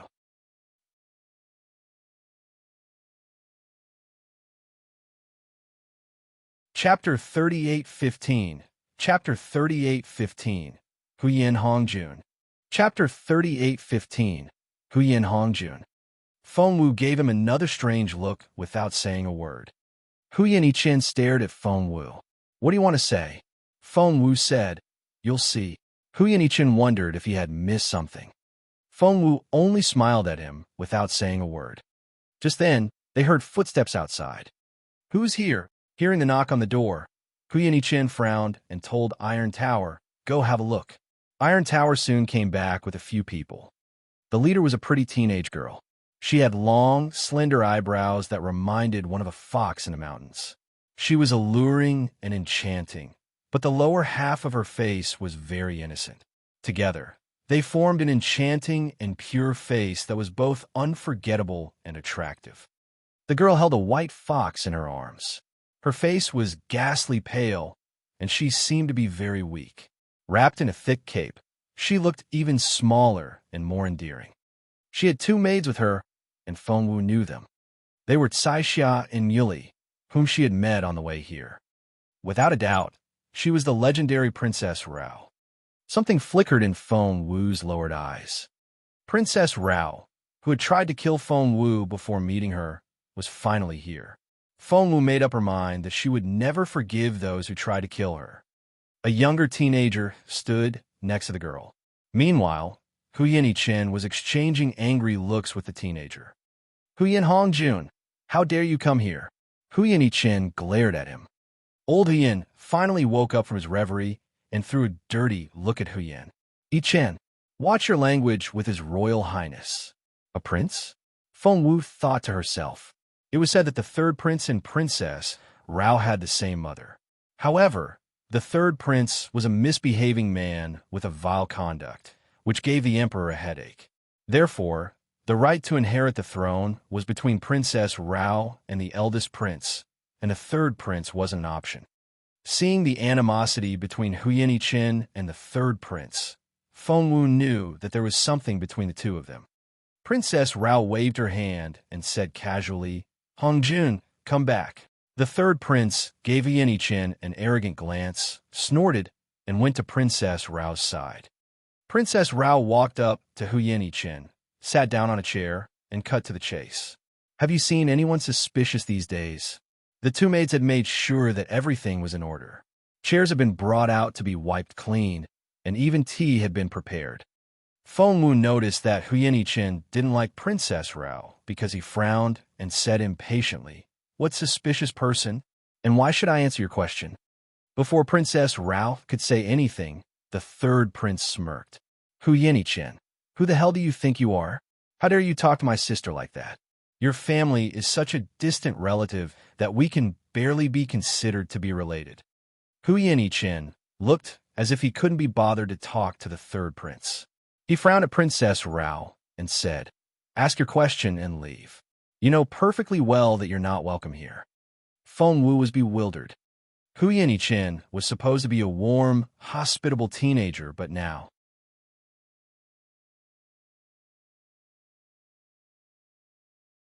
Chapter 38:16. Chapter 38:16. What happened back then? Chapter 38:16. What happened back then? Feng was perplexed. Yin was supposed to be a warm, hospitable teenager, but now he was obviously very hostile toward Princess Rao and her brother. Princess Rao only smiled. Brother Chen, please don't mind him. He's just a kid with a bad temper. You're older than him. Please be more patient. Chen smirked. A kid? More like a cannibal. He didn't reply and only stared at Princess Rao. Princess Rao asked, "Have you seen this person?" After that, she took out a portrait and handed it to Chen. Chen took it and cried out, "Holy crap! Who's this girl? She's so pretty." His eyes twinkled as he looked up at Princess Rao and asked, "Who's this girl? Who is she?" Princess Rao was speechless. Feng Wu noticed that she had clenched her fists in her sleeves and forced a smile. She said to Chen, "Just tell me, have you seen her?" Feng Wu glanced at the portrait and saw that it was indeed her face on it. Meanwhile, Chen was too absorbed in the painting to hear what Princess Rao said. Princess Rao's eyes flickered, but she still smiled. "Brother Chen, what? Are you talking to me?" Chen looked at her in bewilderment and chuckled. "Is she a real person?" Princess Rao nodded. Chen sighed with emotion. "She has to be the prettiest girl in the world. I don't think any girl on this continent will be her match." Princess Rao took a deep breath. She was about to say something when Chen went on. "I wonder who's going to win her heart in the future. Shall I join the competition?" Princess Rao was a little annoyed. Before she could say anything, Saixia took the initiative and smiled obsequiously. "Young Master Chen, our princess is saying that your shop has been here this whole time. Have you seen this girl around?" Chen threw a dirty look at her and bellowed, "Are you an idiot? If I had met her, I would never have asked your princess if that's a real person." Saixia didn't dare to make a sound. She would have argued with anyone else, but although young Master Chen was a very distant relative of the royal family, old Master Huyin was an excellent weapon refiner. Chen was also the most promising weapon refiner in the northern Yin kingdom. Chen was famous, talented, and had a promising future. Even the princess wouldn't offend him. As expected, no matter what she thought, Princess Rao still forced a smile. "Brother Chen still holds grudges against me for what happened back then." However, Chen only smirked. "Yes, I do. Don't you know that? If you hadn't protected him..." Chen sounded indignant and aggrieved. Feng Wu noticed that the rims of his eyes had turned red, and he looked like he wanted to beat Hongjun up. However, the third prince was as arrogant as a peacock. He glanced at Chen and said, "It wasn't all my fault. My sister has forced me to apologize to you. What more do you want?"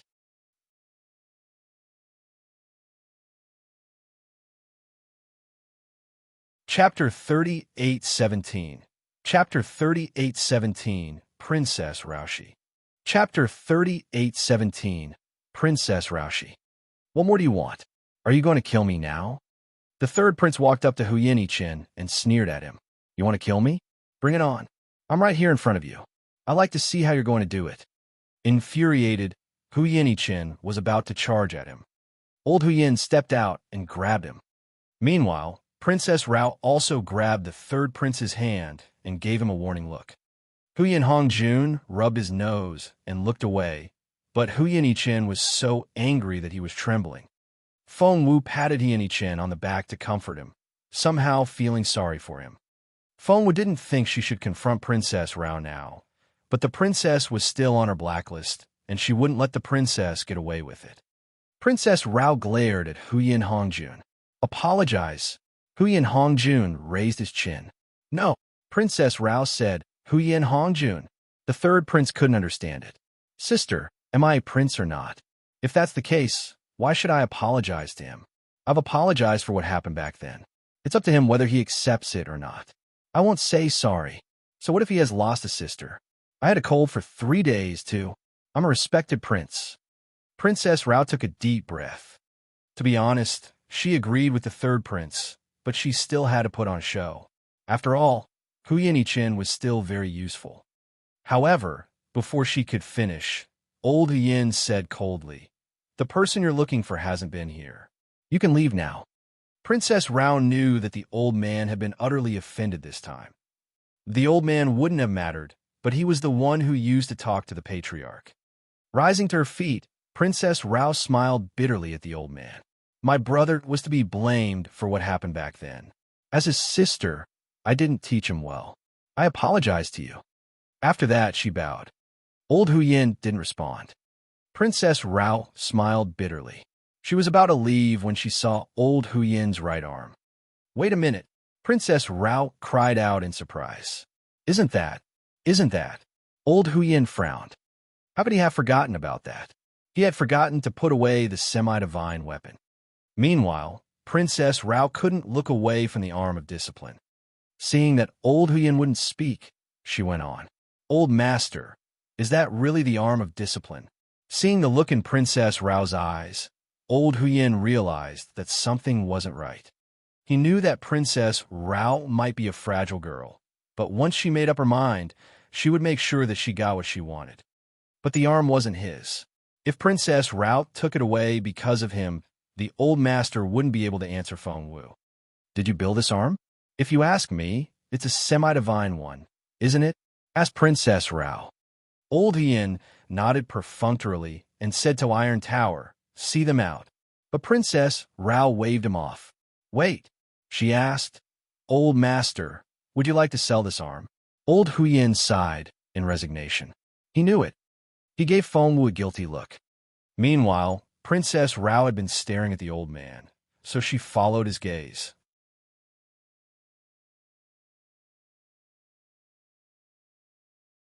Chapter 38:18.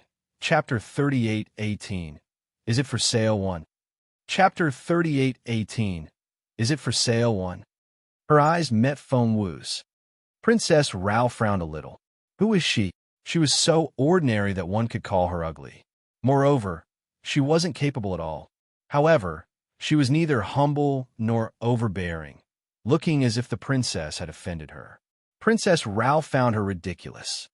She was a princess who had lived a comfortable life, and everyone else had followed her orders. However, she had been set off repeatedly today.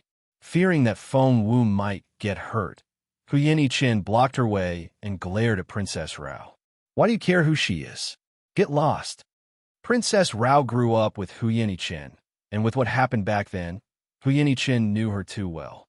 Since Huyin Chen knew that, Princess Rao stopped pretending. She looked from Feng Wu to old Huyin. Old master, are you selling this arm? Her tone became serious. Old man Huyin frowned. He knew very well that Princess Rao wanted it. And once the princess made up her mind, she would be in a lot of trouble. Even so, old Huyin still shook his head. I'm keeping it for someone else. How can I sell it? Really? They put it there? Staring at the arm, Princess Rao smiled. Who put it here? Neither Huyin Chen nor the old wanted to reveal the owner, but Feng Wu couldn't bring them into trouble. She stepped out and said indifferently, it's mine. You? Princess Rao glanced at Feng Wu in an arrogant manner. Huyin Chen was furious.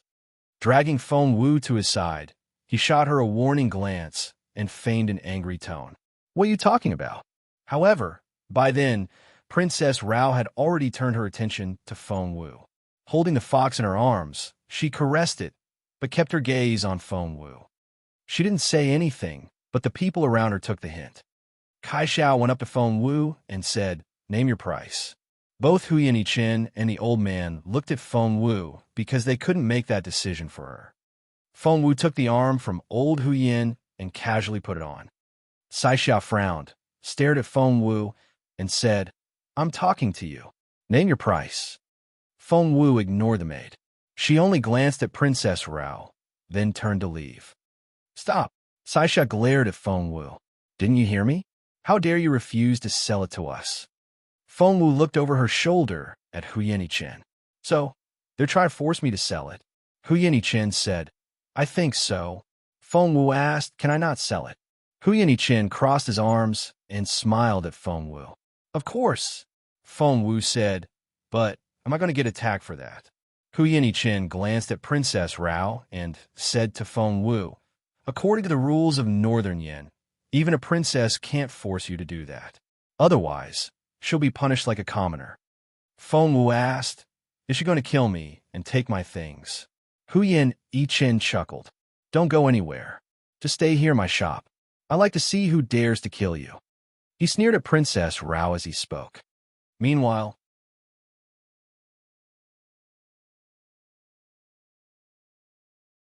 Chapter 38:19. Chapter 38:19. Is it for sale too? Chapter 38:19. Is it for sale too? Meanwhile, Princess Rao was so displeased that she didn't try to hide it anymore. A hush fell over the crowd, and the temperature seemed to drop. Huyanichin gave her a half-smile. What? Are you going to force her to sell it to you? Taking a deep breath, Princess Rao fought back her anger. She then turned to old Huyan with a smile. Old master, how about you make me a new one? Old Huyan waved his hand. No. Princess Rao asked why. Old Huyan shook his head. Do you know who made this arm? He didn't say it outright, for he didn't know if it would harm Feng Wu. It was impossible to build a second one now. Therefore, he didn't say anything. However, Huyanichin gloated. Who made it? Let me tell you. This girl here made it herself. Princess Rao rolled her eyes. Huyanichin said, why won't you believe me? She really made it herself. Look.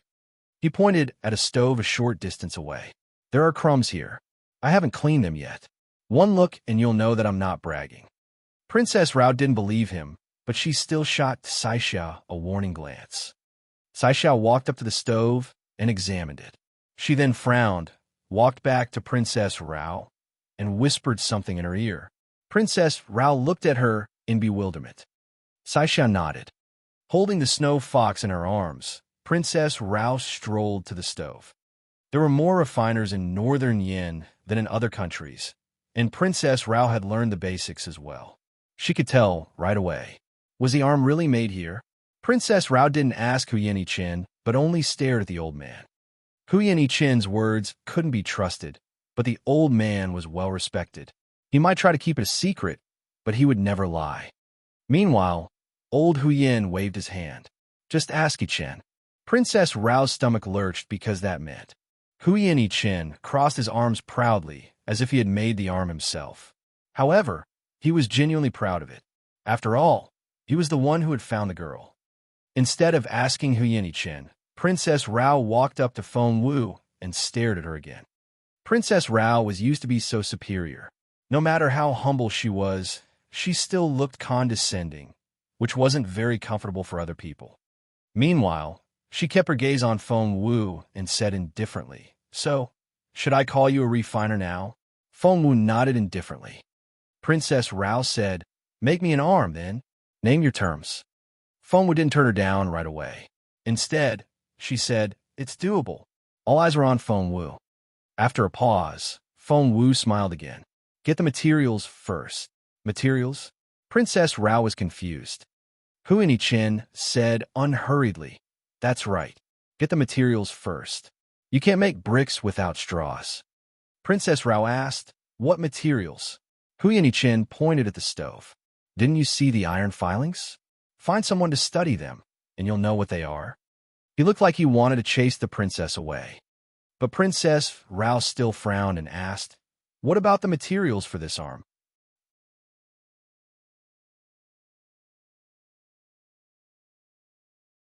Chapter 38:20.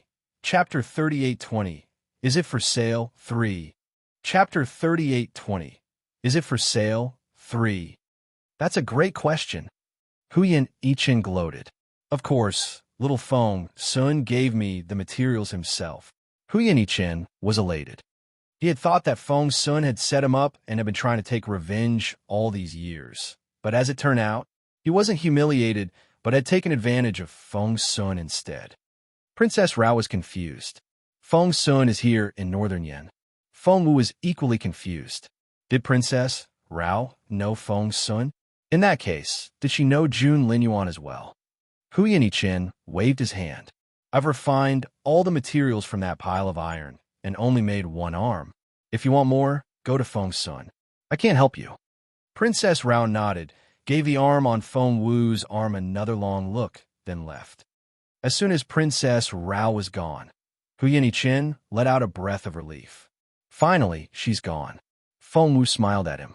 Are you afraid of her? Hu Yin said, Of course not. I'm not afraid of her. I'm just a gentleman. Feng Wu shrugged, as if saying, If you say so. Hu Yin glanced at Feng Wu and looked concerned. But you have to be careful. From now on, don't leave the house unless you have to. If you must go out, bring me or Iron Tower with you. Got it? Feng Wu said, So, you're saying that she'll take the arm from me? Hu Yin said, You're underestimating her. Princess Rao has more capable men than you can count. She's one of His Majesty's heirs. Feng Wu asked curiously, Can your princess be the successor to the throne as well? Hu Yin nodded. According to His Majesty, the royal family doesn't have any children, but only heirs. We're doing this to make Northern Yin stronger. For instance, His Majesty isn't the previous king's son, but a cousin. Because His Majesty's sons were either mediocre or useless, they couldn't lead Northern Yin to greatness. The Crown Prince and Princess Rao will compete for the throne in the end. That's why I said that Princess Rao wasn't to be trifled with because she may be the next successor. Hu Yin shrugged. But even if she becomes the queen, I won't show her any courtesy. Feng Wu sighed inwardly. The countries around the Junwu Empire weren't all incredible forces. The Dongsang Kingdom had a blood tax system, and the Northern Yin Kingdom had a conglomerate system in that the heir to the throne wasn't limited to the ruler's offspring. The Junwu Empire was the only one that had a monarchy. Luckily, Jun Linyuan was the crown prince. If the second prince were to become the future emperor, the Junwu Empire might not be able to survive. Recalling what happened earlier, Feng Wu asked curiously, Do you have grudges against that prince from before? Hu Yin looked embarrassed when the subject was brought up. Feng Wu waved her hands. If you don't want to talk about it. Hu Yin mumbled, It's not like I can't tell you. He looked up and saw that his grandfather had left. I can tell you, said Hu Yin. You're living with us now, and to Hu Yin Hongjun, you're on our side. He won't let you off the hook when he tries to hurt me.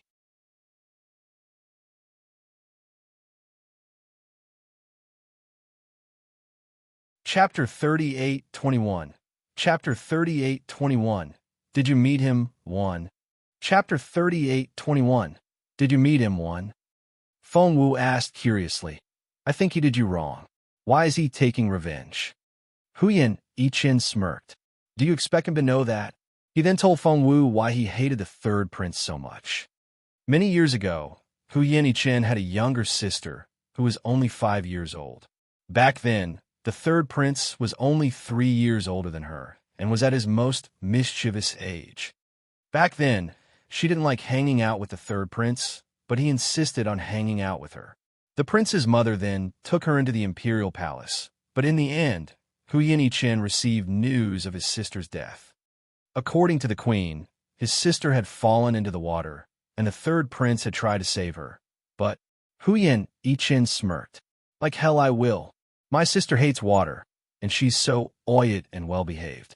WHV would she Olave in the water. Someone must be lying. Later, the queen tried to compensate the Hu Yin family, but the old man turned her down. The incident only calmed down when the king handled it himself. However, the third prince and queen were the only ones who had gotten over it. As for Hu Yin, he had never forgotten his grudge. Hu Yin smirked. He tried to save my sister? Huh. One day, I'll slap him and make him tell the truth. Feng Wu patted him on the shoulder. I'm on your side. Hu Yin said, Yes. That night, when Feng Wu went to bed, she finally saw little Phoenix, who had disappeared for days. Feng Wu's eyes widened when she saw the filthy little Phoenix with its injured wing. Why are you injured? She had been so busy forging the arm that she had almost forgotten about Little Phoenix. Little Phoenix had said that it was going to find Hu Yin Yanbao, but it was injured when it returned. Little Phoenix pursed its lips and looked frustrated. Feng Wu asked curiously, What happened? Did someone stop you? You couldn't get in? You had a fight, and you lost. Feng Wu knew Little Phoenix too well. It wouldn't tell her anything if she asked in a normal way, so she tried to goad it into action. As expected, the bird flared up. Lost? Me? How can I lose? I'd rather die than lose. Feng Wu smiled and cajoled it. That's right. You're the best bird in the world. No other bird is as good as you. However, that was actually not the right thing to say now. Little Phoenix gave Feng Wu a resentful look, turned around in frustration, and crouched down with its back to her. Feng Wu pursed her lips again and patted its butt. There, there. Tell me, what happened? Did you see your little Yamba? Little Phoenix glanced at Feng Wu in frustration and rubbed its feathers. Feng Wu said, So, you didn't get to see him. Little Phoenix stomped its foot and said in frustration, If that stupid bird hadn't stopped me, I would have been able to get in. Feng Wu rubbed her chin. Let me guess. Are you saying that there's a bird inside that's more capable than you? Little Phoenix didn't buy it. That's because I've only just recovered my ability. I'll be much more capable than it in the future. It's nothing. I'll kick its ass. Feng Wu fought back her laughter. All right. You'll be very capable in the future. So, you couldn't get in now, could you? Oomph. Little Phoenix turned around angrily.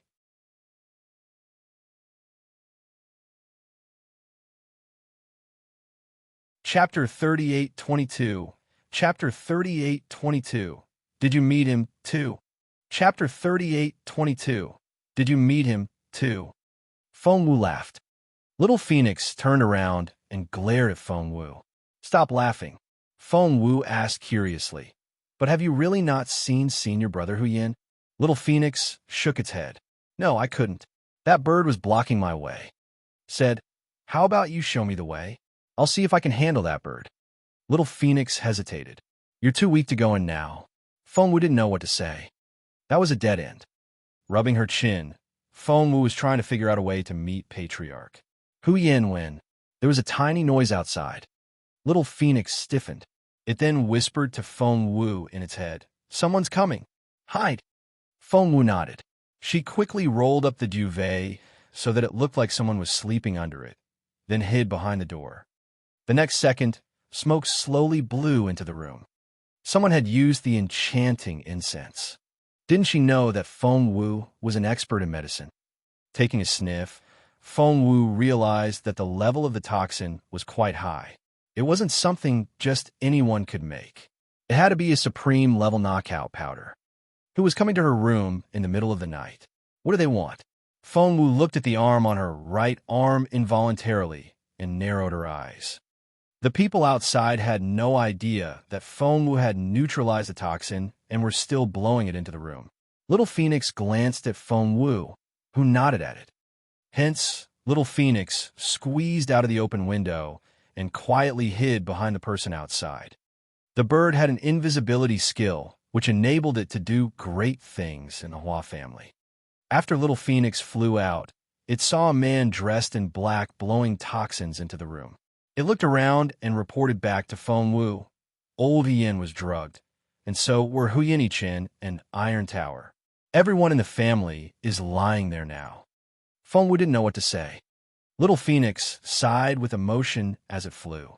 They're good at forging weapons, but they're not very capable in terms of cultivation. They won't be able to protect you. Feng Wu smiled bitterly. Let's get down to business. Little Phoenix smiled bitterly as well. That's right. A lot of people are here. There are 6 people outside your door and 2 each outside the old Huyin and Iron Tower's room. Feng Wu asked, How capable are they? Little Phoenix heaved a long sigh. If they were just a bunch of random people, I would just annihilate them all. However, they're all very capable people. The weaker ones are guarding the Huyin family, and they're only junior spiritual overlords. But there are 4 intermediate spiritual overlords and 2 peak spiritual overlords guarding your door. Who on earth is so resourceful? They sent so many people to kill a good-for-nothing like you, who has lost all her spiritual essence. How terrifying. There were so many of them. Feng Wu didn't know what to say. She looked down at her arm of discipline. Without spiritual essence, she couldn't exert its full power. What should she do now? If she woke up the Huyin family, what if they got killed? Do you know who sent them? Little Phoenix asked Feng Wu curiously. Feng Wu nodded. I do.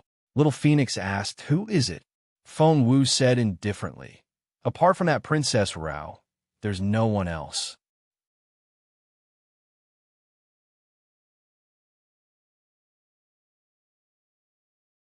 Chapter 38:23.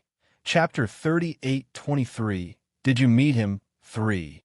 Chapter 38:23. Did you meet him? 3. Little Phoenix was surprised. She knows where you live. Feng Wu shook her head. Little Phoenix said, that is to say, she targeted you again without recognizing who you are? Feng Wu nodded. Little Phoenix said, are you her archenemy now? Feng Wu shrugged with a wry smile. So what should we do now? Little Phoenix asked Feng Wu. I'm a spiritual overlord now, and I'm a peak one. I've only just woken up from this enlightenment, and I'm already very capable. Feng Wu nodded. Impressive. Little Phoenix said, yes, but you're still a cripple. Feng Wu didn't know what to say. Little Phoenix said, I can take care of one peak-level spiritual overlord, but there are still so many left. What are you going to do? Feng Wu was worried as well.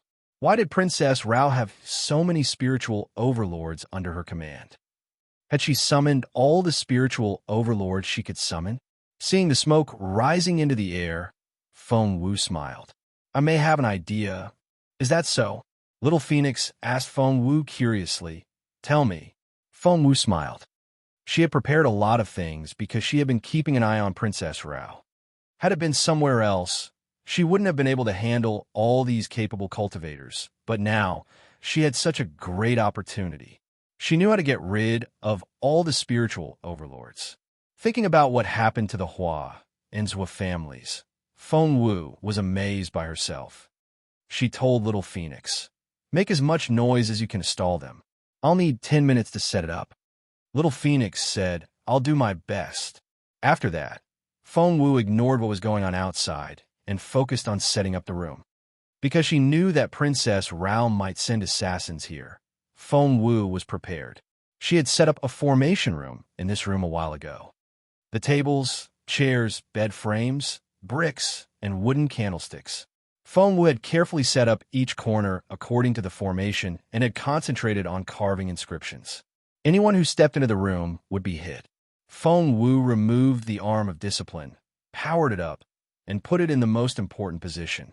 As for what she was going to do with it, no one knew. Was that all Feng Wu was going to do? Of course, it was more than that. Spiritual overlords were very difficult to handle. Right now, was moving so fast that one couldn't follow her movements. Princess Rao, why do you have to fight me? Feng Wu was getting ready when she heard a loud noise outside. The door opened with a thump. What on earth was going on here? The spiritual overlords outside were astonished. 4 spiritual overlords were standing in front of Feng Wu, and the other 2 had been lured away by Little Phoenix. The 4 spiritual overlords looked at one another in bewilderment. They couldn't understand why the door would open so suddenly. Don't let her get away. All 4 of them had their faces covered by a cloth so that no one would see their faces. The head of the 4 gestured at the others to move forward. They filed into Feng Wu's room.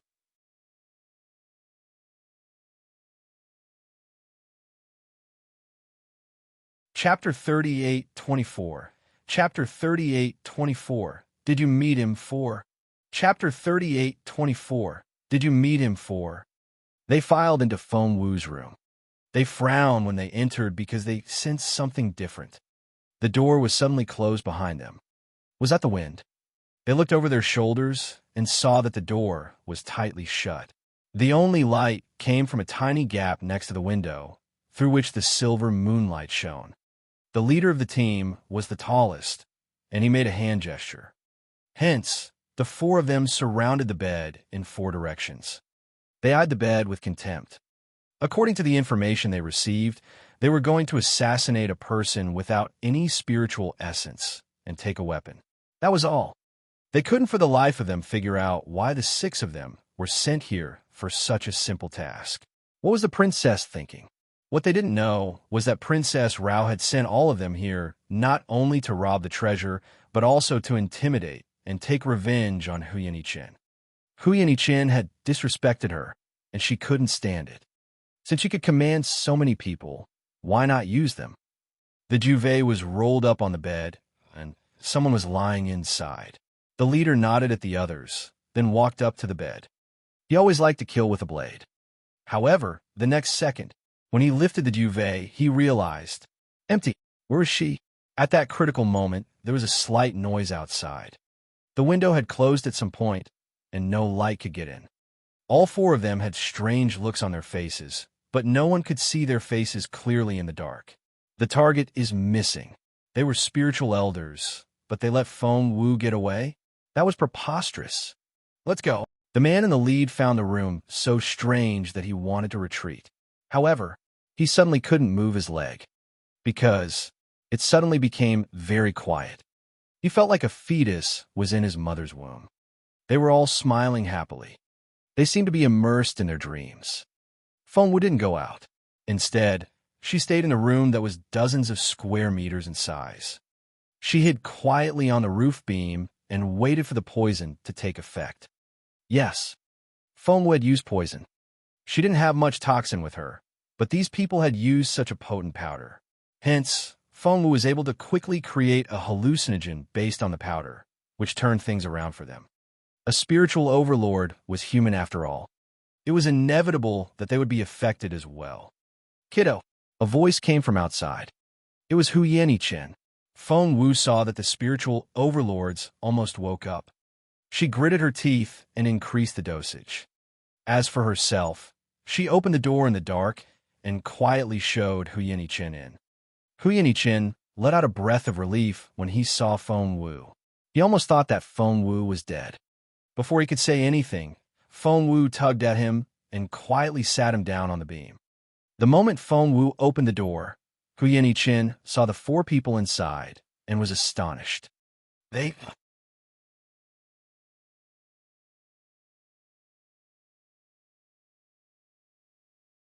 Chapter 38:25. Chapter 38:25. Assassination in the Dark. 1. Chapter 38:25. Assassination in the Dark. 1. Hu Yannichen almost cried out. Feng Wu covered his mouth in time. If Feng Wu didn't cover his mouth in time and let him shout, all her effort would go to waste. How? How? Hu Yannichen was astonished. Feng Wu lowered her voice. Do you know them? Hu Yannichen nodded immediately. I've met them before. After a pause, he lowered his voice. I saw them at Princess Rao's place. Why are there so many spiritual overlords here? Feng Wu was confused. Isn't there any outside your room? Hu Yannichen shook his head. No. Feng Wu thought that the spiritual overlords guarding Hu Yannichen's door had been lured away by Little Phoenix. They were still talking when Feng Wu heard Little Phoenix's anxious voice. I can't hold on much longer. It was talking to Feng Wu through her mind, so only Feng Wu could hear it. Little Phoenix was only a bird that hadn't reached the peak of the spiritual overlord stage yet, and it was already a miracle that it had lasted this long. She had to take care of these four people first. Feng Wu didn't have any spiritual essence with her at the moment, nor did she have the arm. She couldn't break his defense. One had to be a spiritual overlord to do that. Feng Wu looked over her shoulder at Hu Yannichen. What's your level? Hu Yannichen said to Feng Wu in a low voice. I'm still a little bit away from the spiritual overlord stage. Feng Wu asked how close. Hu Yannichen said, I'm a level 8 spiritual lord now, and it'll be years before I become a spiritual overlord. Feng Wu said, I'll help you. Hu Yannichen asked, what? He was utterly confused. How was the girl going to help him? She didn't have any spiritual essence at all. However, Hu Yannichen saw Feng Wu beckoning at a spiritual overlord in the dark. Why did you bring him here? I'm only a level 8 spiritual lord. I can't handle him. Hu Yannichen was anxious. But Feng Wu wasn't worried at all. She summoned the unconscious spiritual overlord and said to Hu Yannichen, of all the people here, he's the only one with the same element as you. Feng Wu whispered a cultivation technique to Hu Yannichen. Got it. Despite his anxiety, Hu Yannichen still had a good memory, so he nodded at Feng Wu. But, Feng Wu said, kill him before he wakes up. Hu Yannichen said with a long face, but we can't break his defense. Spiritual lords were no match for spiritual overlords. However, Before Chen could complain, Feng Wu waved her hand, and the arm appeared in her hand. Chen's eyes lit up when he saw the arm of discipline. The arm. Feng Wu nodded. Can you break their defense now? Chen said excitedly. I can do that. After that, Chen quickly put on the arm of discipline.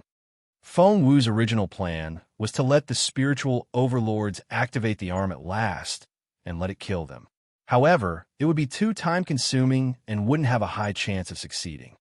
Since Chen was here, Feng Wu let him do it for her. In the darkness, a sharp dagger appeared at the tip of the arm. It pierced the spiritual overlord's heart without making a sound.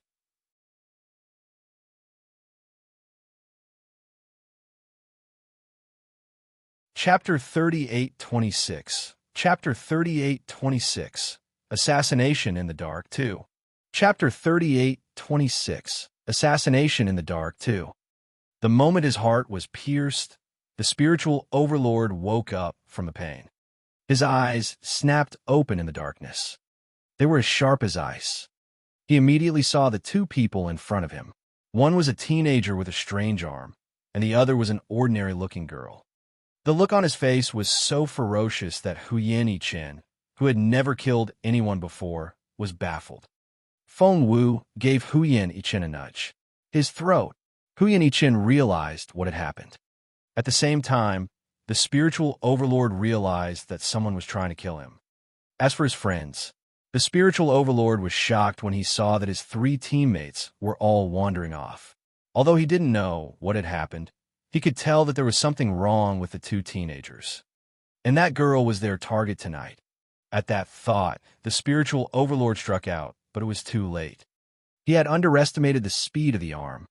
Seeing that Chen didn't have time to react, Feng Wu pressed a key spot on the arm. She then heard the sound of something ripping through the air. With a whoosh, a thin needle flew out of the arm and pierced the forehead of the spiritual overlord less than a meter in front of them. Out of all the places, the area between the eyebrows was the core of the mind. The needle pierced his forehead and reached his brain. The needle Feng Wu made wasn't just any sewing needle. Spiritual overlords could survive ordinary needles as long as their cerebrovascular vessels weren't injured.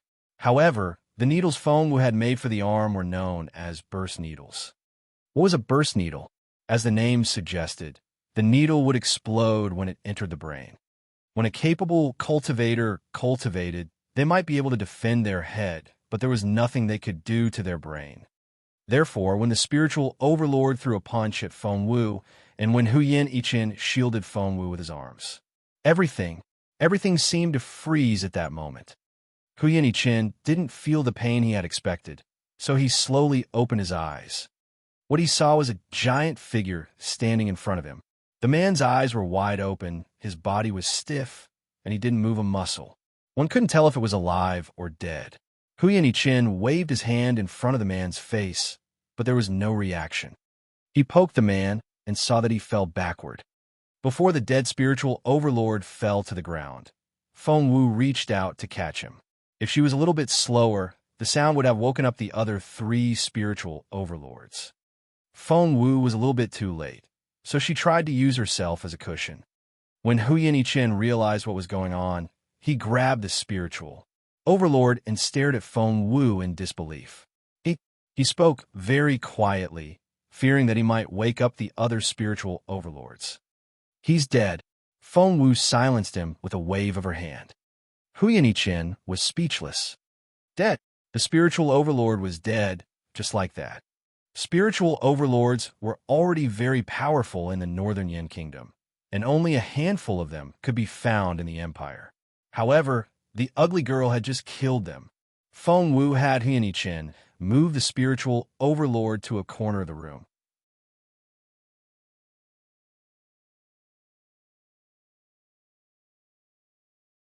Chapter 38:27. Chapter 38:27. Assassination in the Dark 3. Chapter 38:27. Assassination in the Dark 3. Chen lowered his voice. Is he really dead? Feng Wu nodded. Chen scratched his head. Did I do that? Feng Wu nodded again. Hu Chen said, but, although I've stabbed him in the heart, his defense is too strong. The blade didn't completely destroy his heart.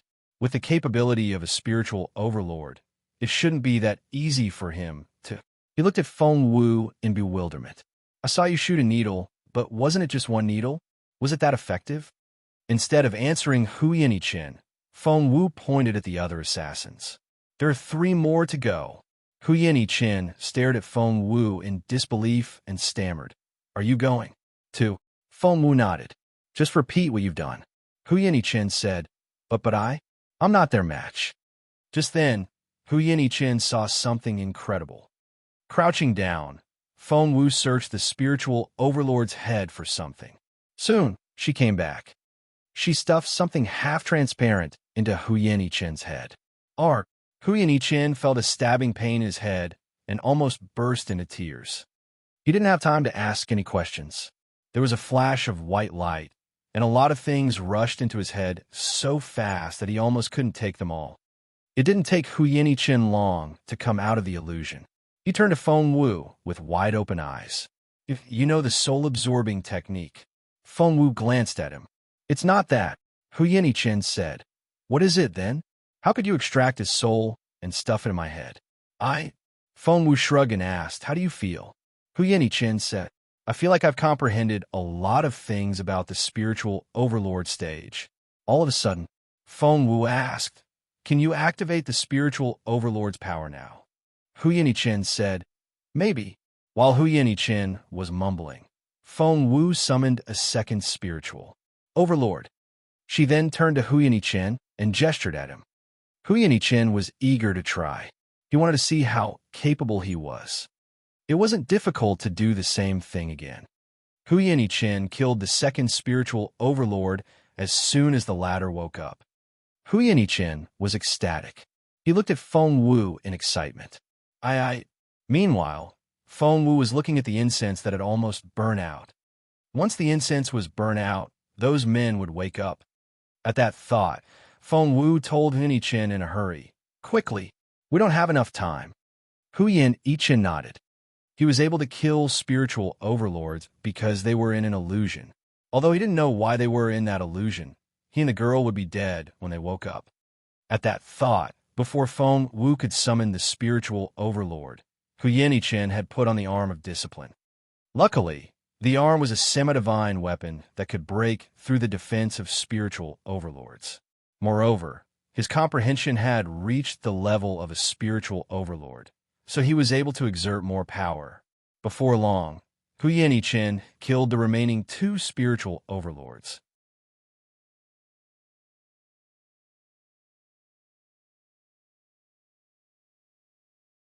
Chapter 38:28.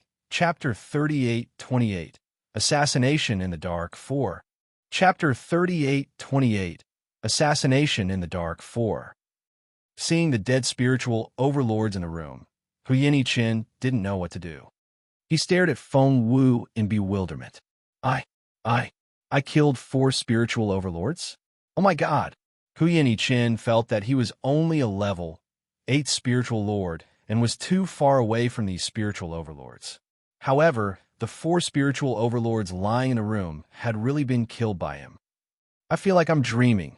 Hu Chen still couldn't believe it. Just then, Little Phoenix cried out outside. Although it had the invisibility spell, the peak spiritual overlords were very capable. Moreover, there were 2 peak spiritual overlords and 3 intermediate spiritual overlords outside. We finally killed them all. Let's get out of here. Hu Chen thought that everything was going to be all right, so he turned to leave with Feng Wu. However, Feng Wu only gave him a strange look and told him the truth. What? Hu Chen was so frightened that he almost fell to the ground. Staring at Feng Wu, he said nervously, There are still 3 intermediate spiritual overlords and 2 peak spiritual overlords. Feng Wu nodded. Hu Chen was astonished. Are all the capable cultivators of Northern Yin here tonight? Feng Wu shrugged. Maybe. Hu Chen asked. Are we going to die? Feng Wu said. No. Hu Chen said. But there are so many of them. My grandpa is amazing, but he's only good at forging weapons. There's nothing he can do. Listening to the noise outside, Feng Wu frowned and asked Hu Yanqin, "Have you delivered the letter I told you to deliver?" Hu Yanqin said, "Of course. I've sent it out in secret. I was worried that Princess Rao would send someone to spy on us, so I told the person to sneak into the eldest prince's residence." Feng Wu nodded and murmured, "By now, his men should be here." Hu Yanqin asked, "Whose men?" Feng Wu said, "The eldest prince's." Hu Yanqin almost choked on his own spit. He stared at Feng Wu in bewilderment. "Whose people?" Feng Wu said grumpily. "Princess Rao has a troop, and there's no way that the eldest prince, who's competing with her for the throne, doesn't have one. By right, his people should be here by now." Hu Yanqin said, "You're just an ugly girl. Who do you think you are? How dare you order a prince to help you? He'll never listen to you." Feng Wu said, "If I give you the arm of discipline, if you have a troop, and if Princess Rao is the enemy, will you send out your men?" Hu Yanqin said, "Of course." Feng Wu said, "There you go." Hu Yanqin said, But how did you know that Princess Rao would send someone to kill you tonight?" Feng Wu smiled. "She may not want to kill me, but she'll definitely send someone to take the arm away." Hu Yanqin agreed. "She always has to have everything she wants."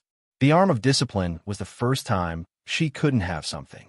With her temperament, she would have to take it, but you know her really well. Feng Wu thought to herself, "If I don't know her well, I'll be dead by now." Just then, they heard the sound of a fierce battle outside. "Reinforcements are here."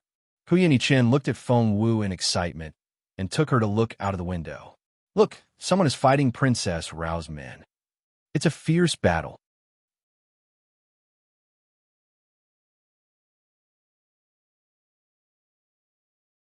Chapter 38:29.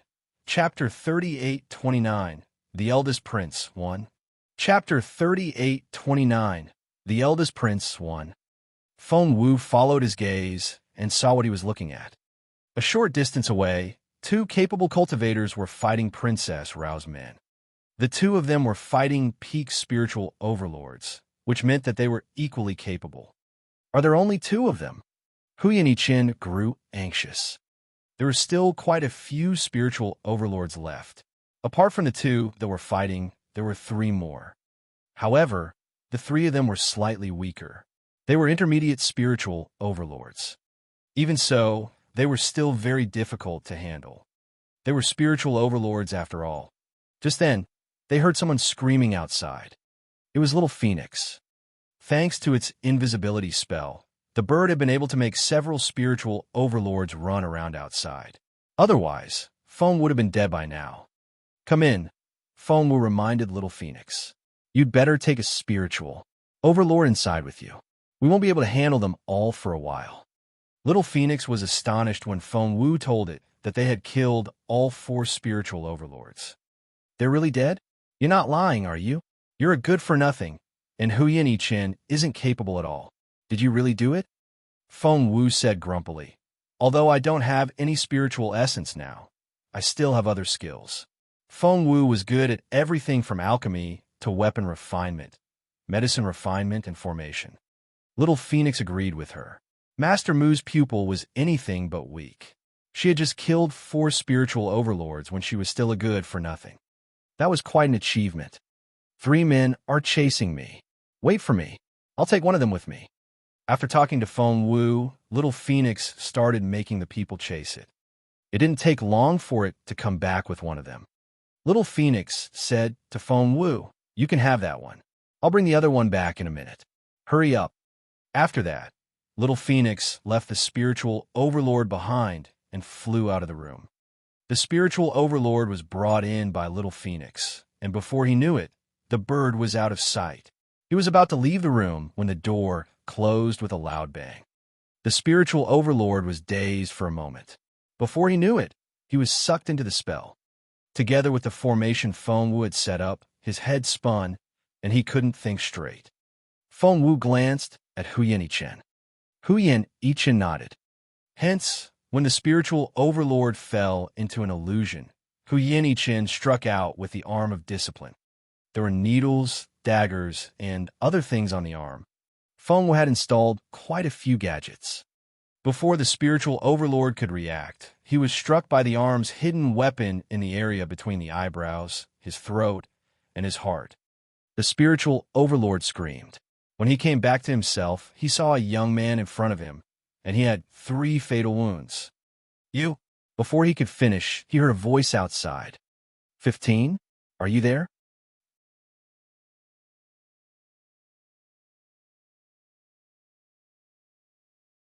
Chapter 38:30. Chapter 38:30. The Eldest Prince 2. Chapter 38:30. The Eldest Prince 2. As it turned out, the person severely injured by the arm was known as 15. That was probably his ranking. Feng Wu gave Hu Yannichen a warning look. Hu Yannichen realized that now wasn't the time to be baffled. Thump! The arm struck out. The hidden weapons were only add-ons, and its most lethal force relied on the punch. 15. The spiritual overlord kicked the door open and rushed into the room. 15. His eyes turned bloodshot red when he saw what was going on. For he saw 15, his friend, lying on the ground and staring at him with wide open eyes. Arg! He bellowed and spared no effort. The bellow of an intermediate spiritual overlord wasn't that easy to withstand. Earlier, the spiritual overlords didn't dare to make too much noise to disturb the others because they were assassins. However, things had turned against them, and they couldn't care less. The spiritual overlord bellowed, and the roof of Feng Wu's room was lifted off the ground. Feng Wu had borrowed the darkness of a night to set up the formation. Now that the darkness had been overturned, half of the formation was destroyed. As if that wasn't enough, the spiritual overlord bellowed again. Even the wall of the room Feng Wu was in had been blown away. Feng Wu didn't know what to say. That sound wave was incredible. Luckily, Feng Wu had prepared for this and had backed off beforehand. Otherwise, she would have been blown away by now. When the entire room was blown away, Feng Wu's formation probably wouldn't work anymore.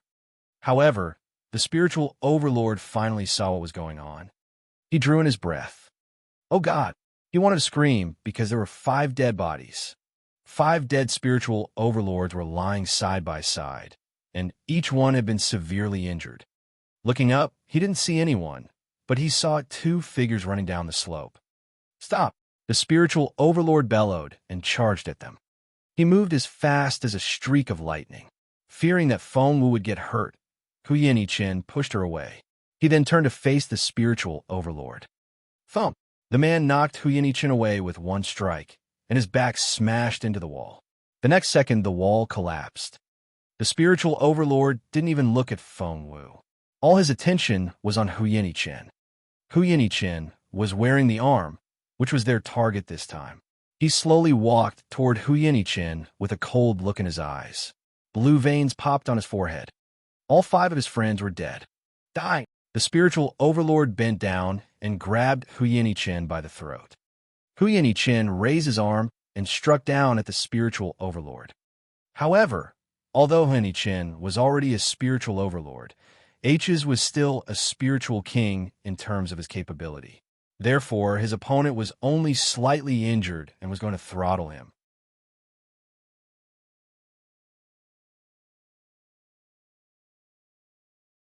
Chapter 38:31.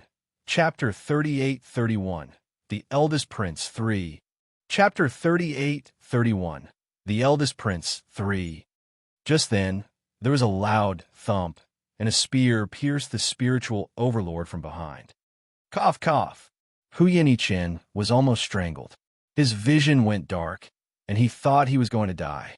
Luckily, looking up, he wanted to know who had saved him, but Grandpa, Hu Yannichen cried out. It was indeed old Hu Yan. As soon as Hu Yannichen pushed Feng Wu away, Feng Wu knew what he was going to do. He wanted to stall for time. He knew perfectly well that he was no match for an intermediate spiritual overlord, but he still pushed her away without hesitation. She was going to call Little Phoenix, but the bird was too busy killing the last spiritual overlord to do anything. Feng Wu smacked her own head. How could she forget? She went to wake Hu Yan up with some medicine. Therefore, Hu Chen was amazed when he saw his grandfather. Grandpa, you. An idea struck Hu Chen, and he looked sad. Hu Yin threw a dirty look at Hu Chen and left with a darkened face. Hu Chen looked at Feng Wu. Did you bring my grandfather here? Feng Wu nodded. Hu Chen sighed. Grandpa is mad. Feng Wu was confused. Why is he so angry? Hu Chen sighed and said, to save me, my grandfather made an oath in front of the Queen and Princess Rao that he would never use his spiritual essence again. He has broken his promise. Feng Wu looked at Hu Chen in bewilderment. Most of the people here are sent by Princess Rao. She's only bullying your grandpa because he can't do anything. If we don't do anything, she'll get what she wants. That's so stupid. Hu Chen agreed with her. Feng Wu said, when your grandfather made that oath, was it because of your sister? Did you go after Princess Rao? Hu Chen looked at Feng Wu in amazement. Was she even human? How did she know that? Feng Wu said, but look, Princess Rao broke the rule first. So what if your grandfather broke his oath? He can't just stand there and watch while they try to kill us. That's not keeping his promise. That's called being pedantic and stupid. Hu Chen scrambled to his feet. That's true. Before he could finish, Hu Chen covered his head and drew in his breath. Feng Wu glanced at him. Can't hold it anymore. Hu Chen nodded. Iron Tower, who had finally shown up, said anxiously, young master, let me carry you. After that, he was going to carry Hu Chen toward the toilet. No, it's not that. Hu Chen waved his hands and said, I'm going to make a breakthrough. Hu Chen wanted to find a quiet place to cultivate and make a breakthrough, but the entire shop was in a mess, and he couldn't find a quiet spot. Moreover, and he couldn't stankle it anymore. He said to Feng Wu, protect me. After that, he sat down cross-legged and started cultivating, ready to make a breakthrough. Iron Tower watched this in astonishment. His young master was going to make a breakthrough? What happened while he was sleeping?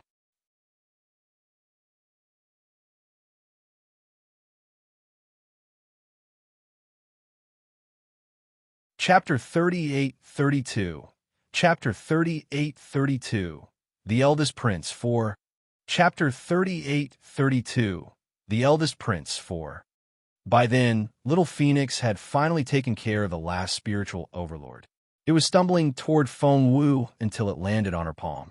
Seeing the blood on Little Phoenix's feathers, Feng Wu asked sympathetically, are you hurt? Where? Little Phoenix waved her off. Don't worry about it. It's been years since I fought to my heart's content. That was so satisfying. Seeing that Little Phoenix was in a good mood, Feng Wu was relieved to see that it was all right. The situation was almost under control. There were 7 spiritual overlords in total, and 5 of them were killed by Feng Wu and Hu Chen. 1 was killed by Old Hu Yin, and the other was killed by Little Phoenix.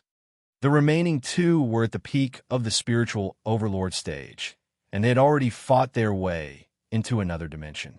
Otherwise, the damage would be too severe. His Majesty would hold them responsible. Just then, a group of people slowly walked in.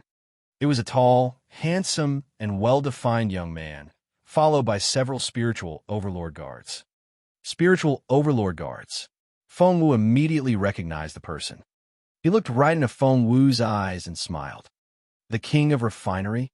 He stared at Feng Wu with a smile on his face. The letter Feng Wu gave him was signed by the King of Refinery. If it hadn't been for that title, he wouldn't have come all the way here. Your Royal Highness? Feng Wu stood a meter away from him and smiled as well.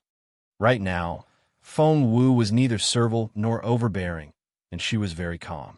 She wasn't as flustered as the others when they saw the prince.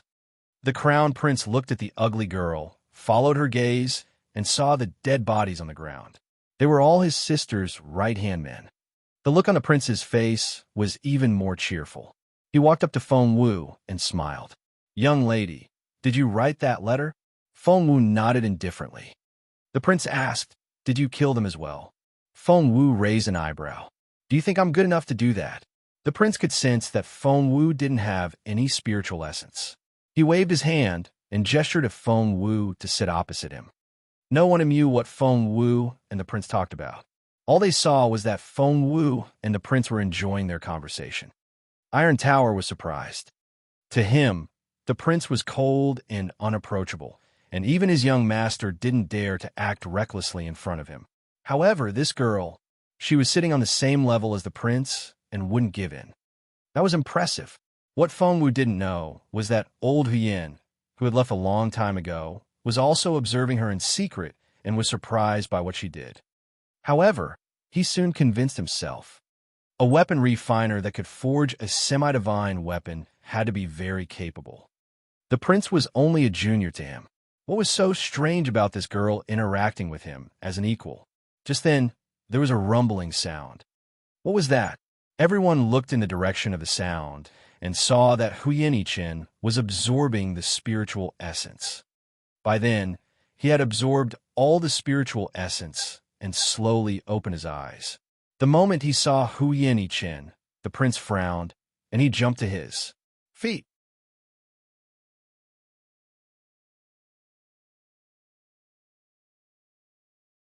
Chapter 38-33. Chapter 38-33. I'm a spiritual overlord one. Chapter 38-33. I'm a spiritual overlord one. He walked toward Huyen, moving so fast that the others didn't have time to react. Before they knew it, he was crouching down in front of Huyen. He waved his hand in front of Huyen face. Before Huyen could react, he waved his hand again. This time, Huyen finally came back to himself. He stared at the prince, but didn't know what to say. The prince spoke first. Chen, did you make a breakthrough? After all, the prince was a prince of a major kingdom and had seen much of the world. Hence, he soon calmed down. Judging by his trembling voice, he wasn't all that calm. Huyen nodded. Yes. Seeing that Huyen was in a trance-like state, the prince couldn't help but ask, "What level are you now?" Huyen blushed when he heard that. He jumped to his feet and looked very excited. Huyen didn't dare to speak. He looked around the room. Old Huyen was standing a short distance away. Seeing the look in Huyen eyes, the old man stroked his beard. The boy had come to beg him, hadn't he? But, after looking around, Huyen fixed his gaze on Feng Wu. Ugly girl. Huyen ran toward Feng Wu and almost threw himself at her.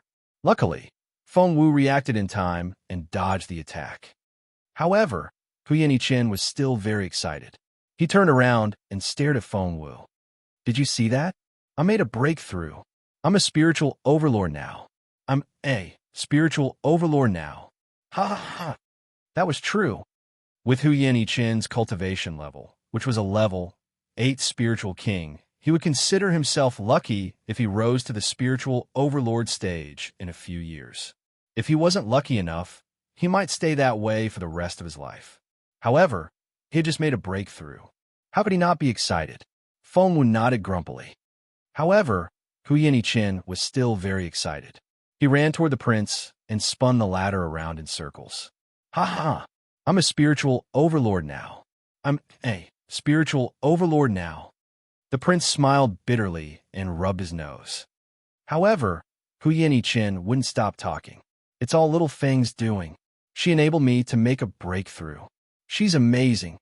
Before the prince could react, Huyen was already running toward the old man. His voice reached his grandfather before he could reach the ladder. Grandpa, Grandpa, Grandpa, I'm a spiritual overlord now. Your grandson is a spiritual overlord. Huyen ran around the old man in circles in excitement. Old Huyen wanted to slap him to wake him up, but he couldn't bring himself to do it, because he knew that the little girl died in Huyen arms. Back then, she said that when her brother reached the spiritual overlord stage, he would be very capable, and he would be able to save her. Old Huyen couldn't bring himself to think about it. As expected, Huyen, who had been so pleased with himself a moment ago,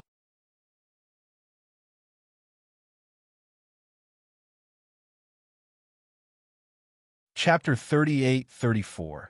Chapter 38-34. 1-1M, a spiritual overlord too. Chapter 38-34. 11M, a spiritual overlord too.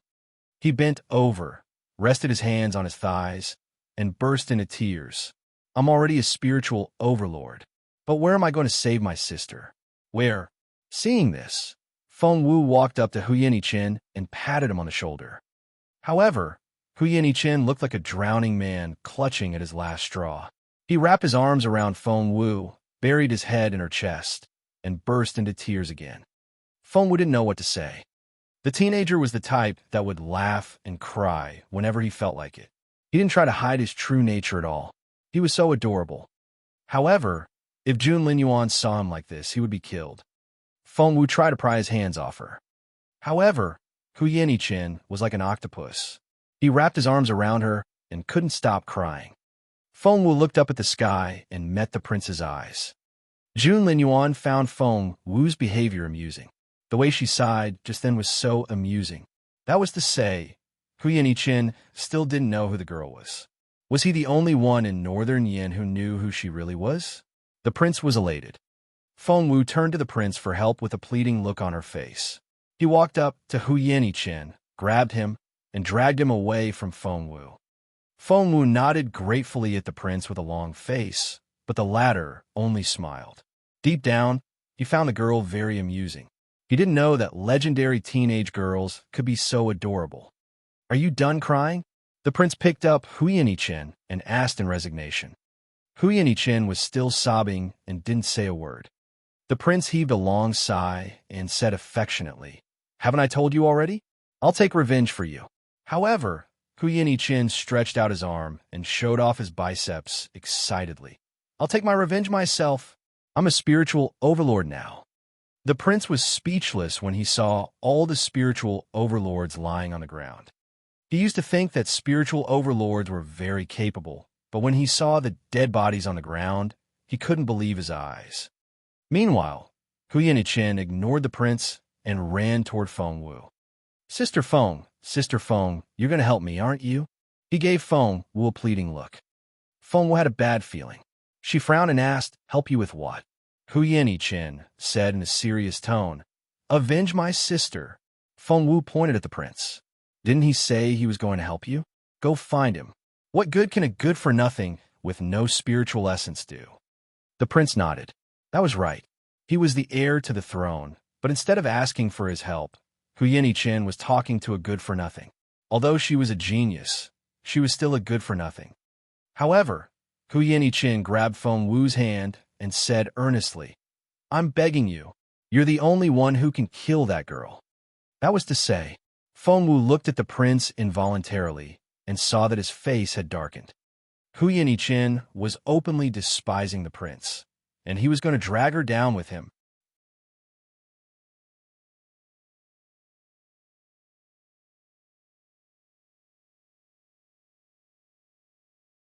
Chapter 38-35.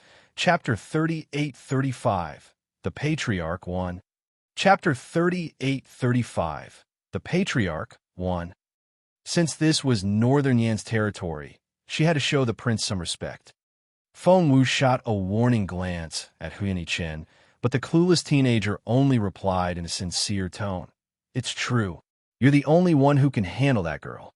His Royal Highness can't. If he could, he would have taken revenge for me all these years. Why wait until now?" That'd make sense. Feng Wu looked at the prince involuntarily. As expected, the crown prince's face was darker than a stormy sky. Feng Wu asked, "How can I do that?" However, Hu Yinichin said matter-of-factly, "Isn't there a saying in the Junwu Empire that evil people will be punished by evil people? Princess Rao is exceptionally evil, but you're worse than her. You're the only one who can do that. I have faith in you." Feng Wu was dumbfounded. The prince pointed at Hu Yinichin and laughed until he was in tears. Hu Yinichin looked at the prince in bewilderment. Had he said something wrong? The spiritual overlords brought by the crown prince all had strange looks in their eyes. The eldest prince was a taciturn man who seldom spoke. He only spoke a little when he saw Hu Yinichin, but he had never laughed like this before. At that thought, they couldn't help but dart another look at Feng Wu, trying to figure out who the girl was that could make the crown prince so agitated. The crown prince looked curiously at Feng Wu and said teasingly, I didn't know you were such a villain. Sorry about that. Feng Wu waved her hands. It takes one to know one. Huyan Chen looked eagerly at Feng Wu, who said grumpily, Go away. Consolidate your cultivation level now, or you'll be in a lot of trouble. Yes. Huyan Chen followed Feng Wu's order and went to cultivate to consolidate his foundation. The eldest prince and old Huyan looked at each other and shook their heads with wry smiles. Huyan Chen had never been so obedient. Old Huyan left on his own. The prince sat down opposite Feng Wu and smiled at her. What are you going to do now? Feng Wu stared at him and threw the question back at him. What are you going to do now? The crown prince said, You've killed Princess Rao's capable subordinate. What do you think she'll do when the sun rises? Was he threatening her? Feng Wu smiled. I'm just a good-for-nothing with no spiritual essence. How can I possibly kill these people? No matter how highly Princess Rao thinks of me, she won't think that way. The prince frowned. As expected, Feng Wu patted his left arm with a smile. Your Royal Highness, since you're here, shouldn't you be protecting our shop? Didn't you kill those people? The prince was speechless. Feng Wu grinned. Don't you agree? The prince rubbed his forehead. So, you were going to make me the scapegoat when you sent that letter? Feng Wu nodded. I'm too weak to take the blame. She's your competitor, and you can't wait to see her dead. What's wrong with taking the blame? The prince looked at Feng Wu in resignation and said, Miss Feng Wu, you're indeed a legendary girl. You've planned everything from the very beginning.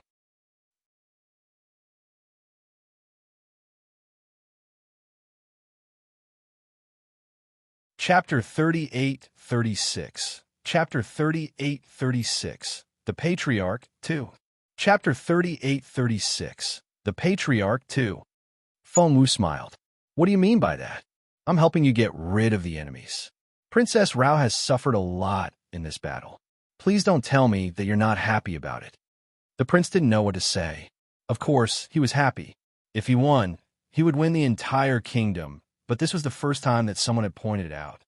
He stared at Feng Wu and said indifferently, Miss Feng Wu, are you always so frank? Feng Wu shrugged. Not really. Your Royal Highness, you're the only one who knows who I really am. The prince had been leaning back in his chair, but now he leaned forward, crossed his fingers, and stared at Feng Wu. Aren't you worried that I'll hand you over to Princess Rao? Feng Wu smiled. You won't. The prince narrowed his eyes on Feng Wu. Why not? Feng Wu leaned back on the bamboo chair and looked around the room. She then turned to the prince and said, I could kill these spiritual overlords without spiritual essence. What do you think of my capability when I recover my spiritual essence? The look on the prince's face changed. Feng Wu went on. Plus, who am I in the Junwu Empire? Who's my patron? Who's he in the Junwu Empire? Your Royal Highnesses are well informed. I don't think I need to explain everything. The prince nodded. He had been keeping an eye on Feng Wu's relationship with Jun Lin Yuan, for Jun Lin Yuan's marriage was too important. Feng Wu smiled again. Befriending me is as good as winning the Junwu Empire's friendship. The prince said indifferently, the friendship of the Junwu Empire is great, but not having it won't matter much. Feng Wu shook her head with a smile. It's true that the friendship of the Junwu Empire won't affect your accession to the throne. But what if your competitors suddenly gain the support of other countries? The prince narrowed his eyes. Are you saying? Feng Wu pointed to the northeast. The crown prince asked the Dongsang kingdom. Feng Wu nodded. The prince stared at Feng Wu with eyes as deep as the ocean. He didn't ask Feng Wu how she knew because he knew that Feng Wu was telling the truth. Interesting. The prince stared at Feng Wu and suddenly smiled. What do you want? Feng Wu stared at him and asked earnestly, You want to hear the truth? The prince said, Yes. Feng Wu nodded and said directly, I need to see your patriarch. The prince almost choked on his tea. He immediately put down his cup and studied Feng Wu with an astonished look on his face. Feng Wu shrugged, not feeling guilty at all. You told me to tell the truth. The prince took a deep breath. Do you know who our patriarch is? Feng Wu asked Huyan. Yamba. The prince almost spat out another mouthful of water. Huyan Yamba. No one in their generation dared to mention the name of their patriarch, and they all addressed him as patriarch respectfully. However, to this girl, addressing him as Huyin Yanba was as common as addressing someone of her generation. The prince was almost frightened to death. Just shut up. The prince stared at Feng Wu with a solemn look on his face. You shouldn't address our patriarch by his name. If my father finds out, he'll cut your head off.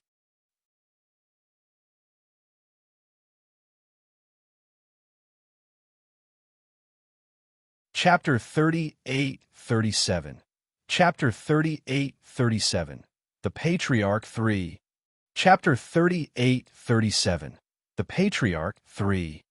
Feng Wu asked curiously, Does the Emperor of Northern Yin respect Huyin? Ahem, your patriarch very much? The prince was speechless. What are you talking about? Does the Junwu Empire have no respect for your patriarch? Feng Wu didn't answer. Instead, she changed the subject. I need to see him. The prince noticed that Feng Wu didn't say I want to see him, but I need to. After a pause, he asked Feng Wu, Are you serious? Feng Wu nodded. I need to see him. Rubbing his smooth chin, the prince was lost in his thoughts. To be honest, it's very difficult to see the patriarch. He's so elusive that he may not be in Northern Yin now. Feng Wu said, But he'll be here in 2 weeks. The prince looked at Feng Wu in bewilderment. Why are you so sure? Feng Wu repeated, He has to be here. Seeing how serious Feng Wu was, the prince realized that she must know something. Fine, let's just say that he's in Northern Yin, but it's still very difficult to meet him. The prince smiled bitterly. Actually, it'll be easier if you go to Raoshi because the patriarch has been kind to her. Feng Wu asked, Really? The crown prince nodded. It's true. He once said that Raoshi looked a lot like an old friend of his. Maybe that's why. Who knows? But Raoshi can indeed enter this spiritual concealing tower. If it wasn't for the fact that the patriarch likes Raoshi, a woman like her would never have been able to compete with me for the throne. My father still values the patriarch's opinion more than anything else. Seeing that Feng Wu was honest, the prince was very straightforward. Feng Wu nodded and said affirmatively, I'm sure you can figure it out. The prince smiled bitterly and didn't reply. He suddenly asked, Can you tell me why you want to see the patriarch? Although I'm a prince, the patriarch's safety is at stake, and my father won't leave it alone. I'm taking too big a risk. After some thought, Feng Wu decided to tell the crown prince. Have you heard of the primary heaven pill? The crown prince nodded. The pill is a body-strengthening elixir the patriarch prepared for Raoshi. She hasn't been well since she was little, so It's mine. Feng Wu spoke before the prince could finish. The prince was baffled and stared at Feng Wu. Feng Wu nodded and repeated, The pill is mine. The prince was shocked. What happened today had exceeded his expectations several times. The girl in front of him was a legend. Did you just say the prince swallowed? The pill is yours. Had it been anyone else, he would have kicked him out already. However, this was Feng Wu, and Feng Wu had made her name in the Junwu Empire. Not to mention what Feng Wu had just done, the prince couldn't help but believe her. Feng Wu nodded and didn't say another word. The prince leaned back in his chair and heaved a sigh. If that's true, then, can I make a guess? The prince sat up straight again and leaned forward. The patriarch doesn't dote on Raoshi as much as she claims. Of course, you know that people like us don't like to spread the news ourselves. All we need to do is to take advantage of the situation and send out a signal.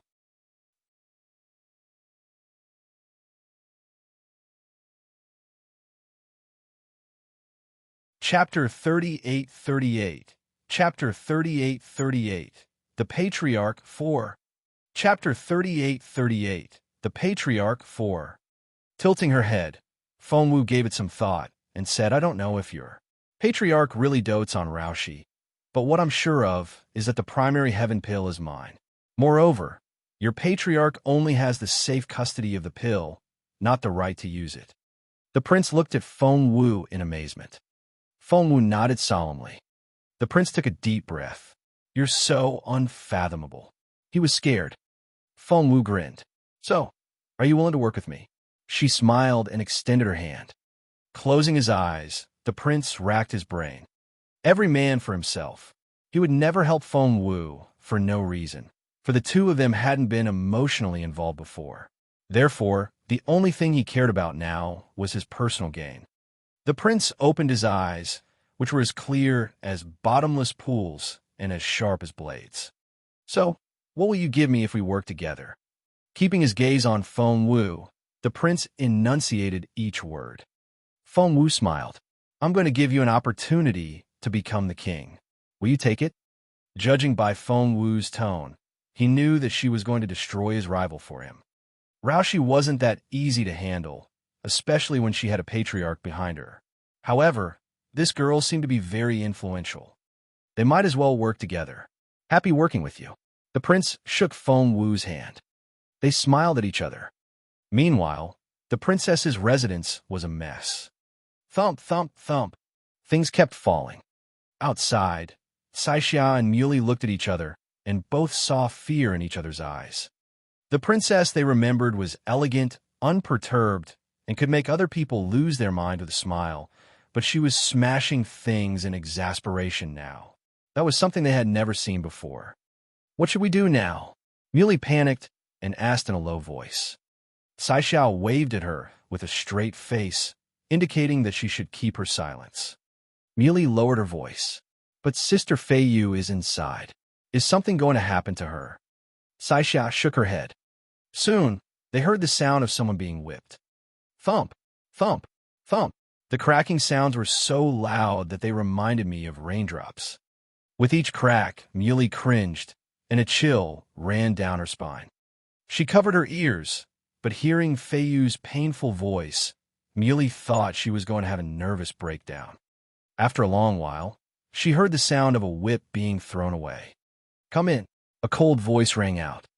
Muley shuddered and almost cried out. Saixia threw a dirty look at her and warned her in a low voice. "The princess is venting her anger. Behave yourself if you want to live." Muley nodded nervously. The two of them went inside together. The clean and tidy room was in a mess.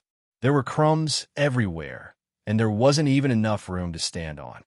Among the debris was a person covered in blood. She was lying on her stomach and was covered with cuts and bruises. It was a terrifying scene. Right now, Princess Rao was sitting in front of the dressing table and slowly straightening her makeup. She didn't seem to notice anything. Muley's heart was pounding, and she was shaking. She noticed that the one covered in cuts and bruises was none other than Sister Feiyu, who had delivered the news to the princess.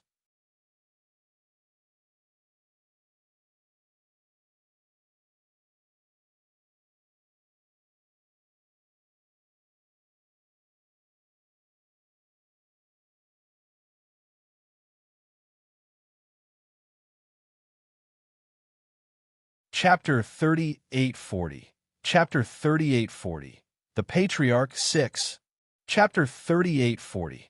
The Patriarch 6. Of course, Princess Rao knew what her brother wanted to show her. She wouldn't come, but she would be furious. "Report to the authorities," Huyan said coldly. "After what they did to our shop, we can't pretend that nothing has happened. Do you think I'm that easy to bully? After what she did to me back then, I won't stand for this." The prince didn't stop him. Hence, Huyan went to the punishment office and banged on the drum. The punishment office was the judicial department of the empire and was in charge of all the officials of the imperial court and the imperial family. Huyan had determined that it was Princess Rao's doing, so he came here directly. The punishment office was having a peaceful time. The imperial court had been peaceful recently, and the head of the office had been trying to have a son to inherit the family business. Just then, a servant came to report that the young master of a shop had come to complain. The office head frowned. "It's just a small shop. Why are you so nervous? Get out." But, that's petty shop." "Petty shop? Do you mean that petty shop? Master Huyan's shop?" "Yes. Why didn't you say so earlier?" The office head put on his clothes. Apart from being a master refiner, Master Huyan was also a member of the royal family. He also had a title, which was quite prominent, although the old man himself never paid much attention to it. When the officer saw Huyan sitting there, he was even more convinced. The teenager had addressed him as uncle, which was quite affectionate. Ahem. The office head cleared his throat. May I ask who you are and what you're here for? Instead of mentioning Princess Rao, Hu Chen feigned a teary voice. Uncle, please help us. Someone tried to assassinate my grandfather and me in our shop last night. We almost got killed. Assassination? Northern Yin had always been a safe place. How could someone try to assassinate the top weapon refiner of the kingdom? Are you all right? How's your grandfather? Master Hu Yin was the most important figure of the kingdom, and they had to keep him safe. Recalling what Feng Wu had told him, Hu Chen made up his mind to give Princess Rao a hard time. He feigned a teary voice and said, My grandpa is badly injured, and he's lying at home with the bodies of the assassins who broke in last night. Sir, please bring us justice. He didn't need to say more. Hence, with a wave of his hand, the office head was going to send one of his most capable men to investigate the case. However, after recalling Master Huyen's status, he said in a hurry, I'll go myself and pay him a visit while I'm at it. He was furious when he saw the half-collapsed shop. That's outrageous. Which thief is so heartless? I'll arrest him and punish him. He had made up his mind that he would make sure that the case was properly investigated, for with how important Master Huyen was to His Majesty, the case would soon reach his ears. However, when he saw the bodies on the ground, he was baffled. The dead bodies didn't look like ordinary people. His most capable subordinate was called Yang Zong, who stared at him in bewilderment and didn't know what to do. The office head gave him a warning glance. Yang Zong looked distressed.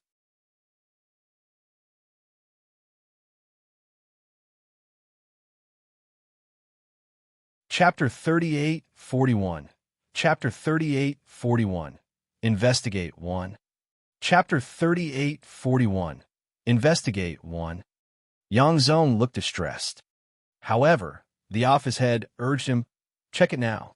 Yang Zong moved closer and whispered in his superior's ear, Sir, all 7 of them are spiritual overlords. Spiritual overlords? Hearing that, the officer almost fell to the ground.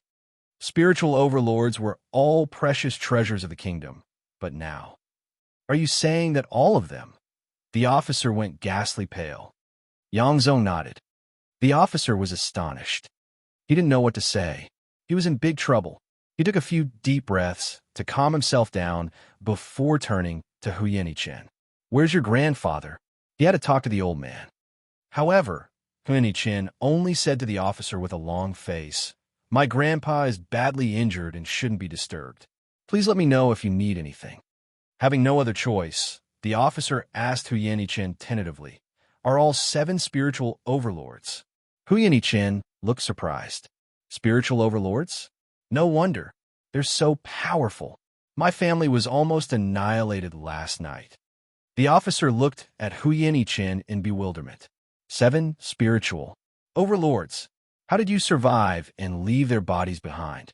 Only a handful of people in the Northern Yin Kingdom could send 7 spiritual overlords at once. Hu Chen said, Luckily, His Royal Highness happened to be in the area, and he had some capable men with him. Otherwise, my grandfather and I would have been dead by now. We could have lost our top weapon refiner. Sir, please look into it. The officer felt a headache coming on.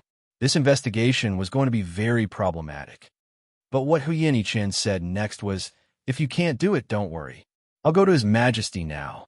I'm going to report to His Majesty. The officer was speechless.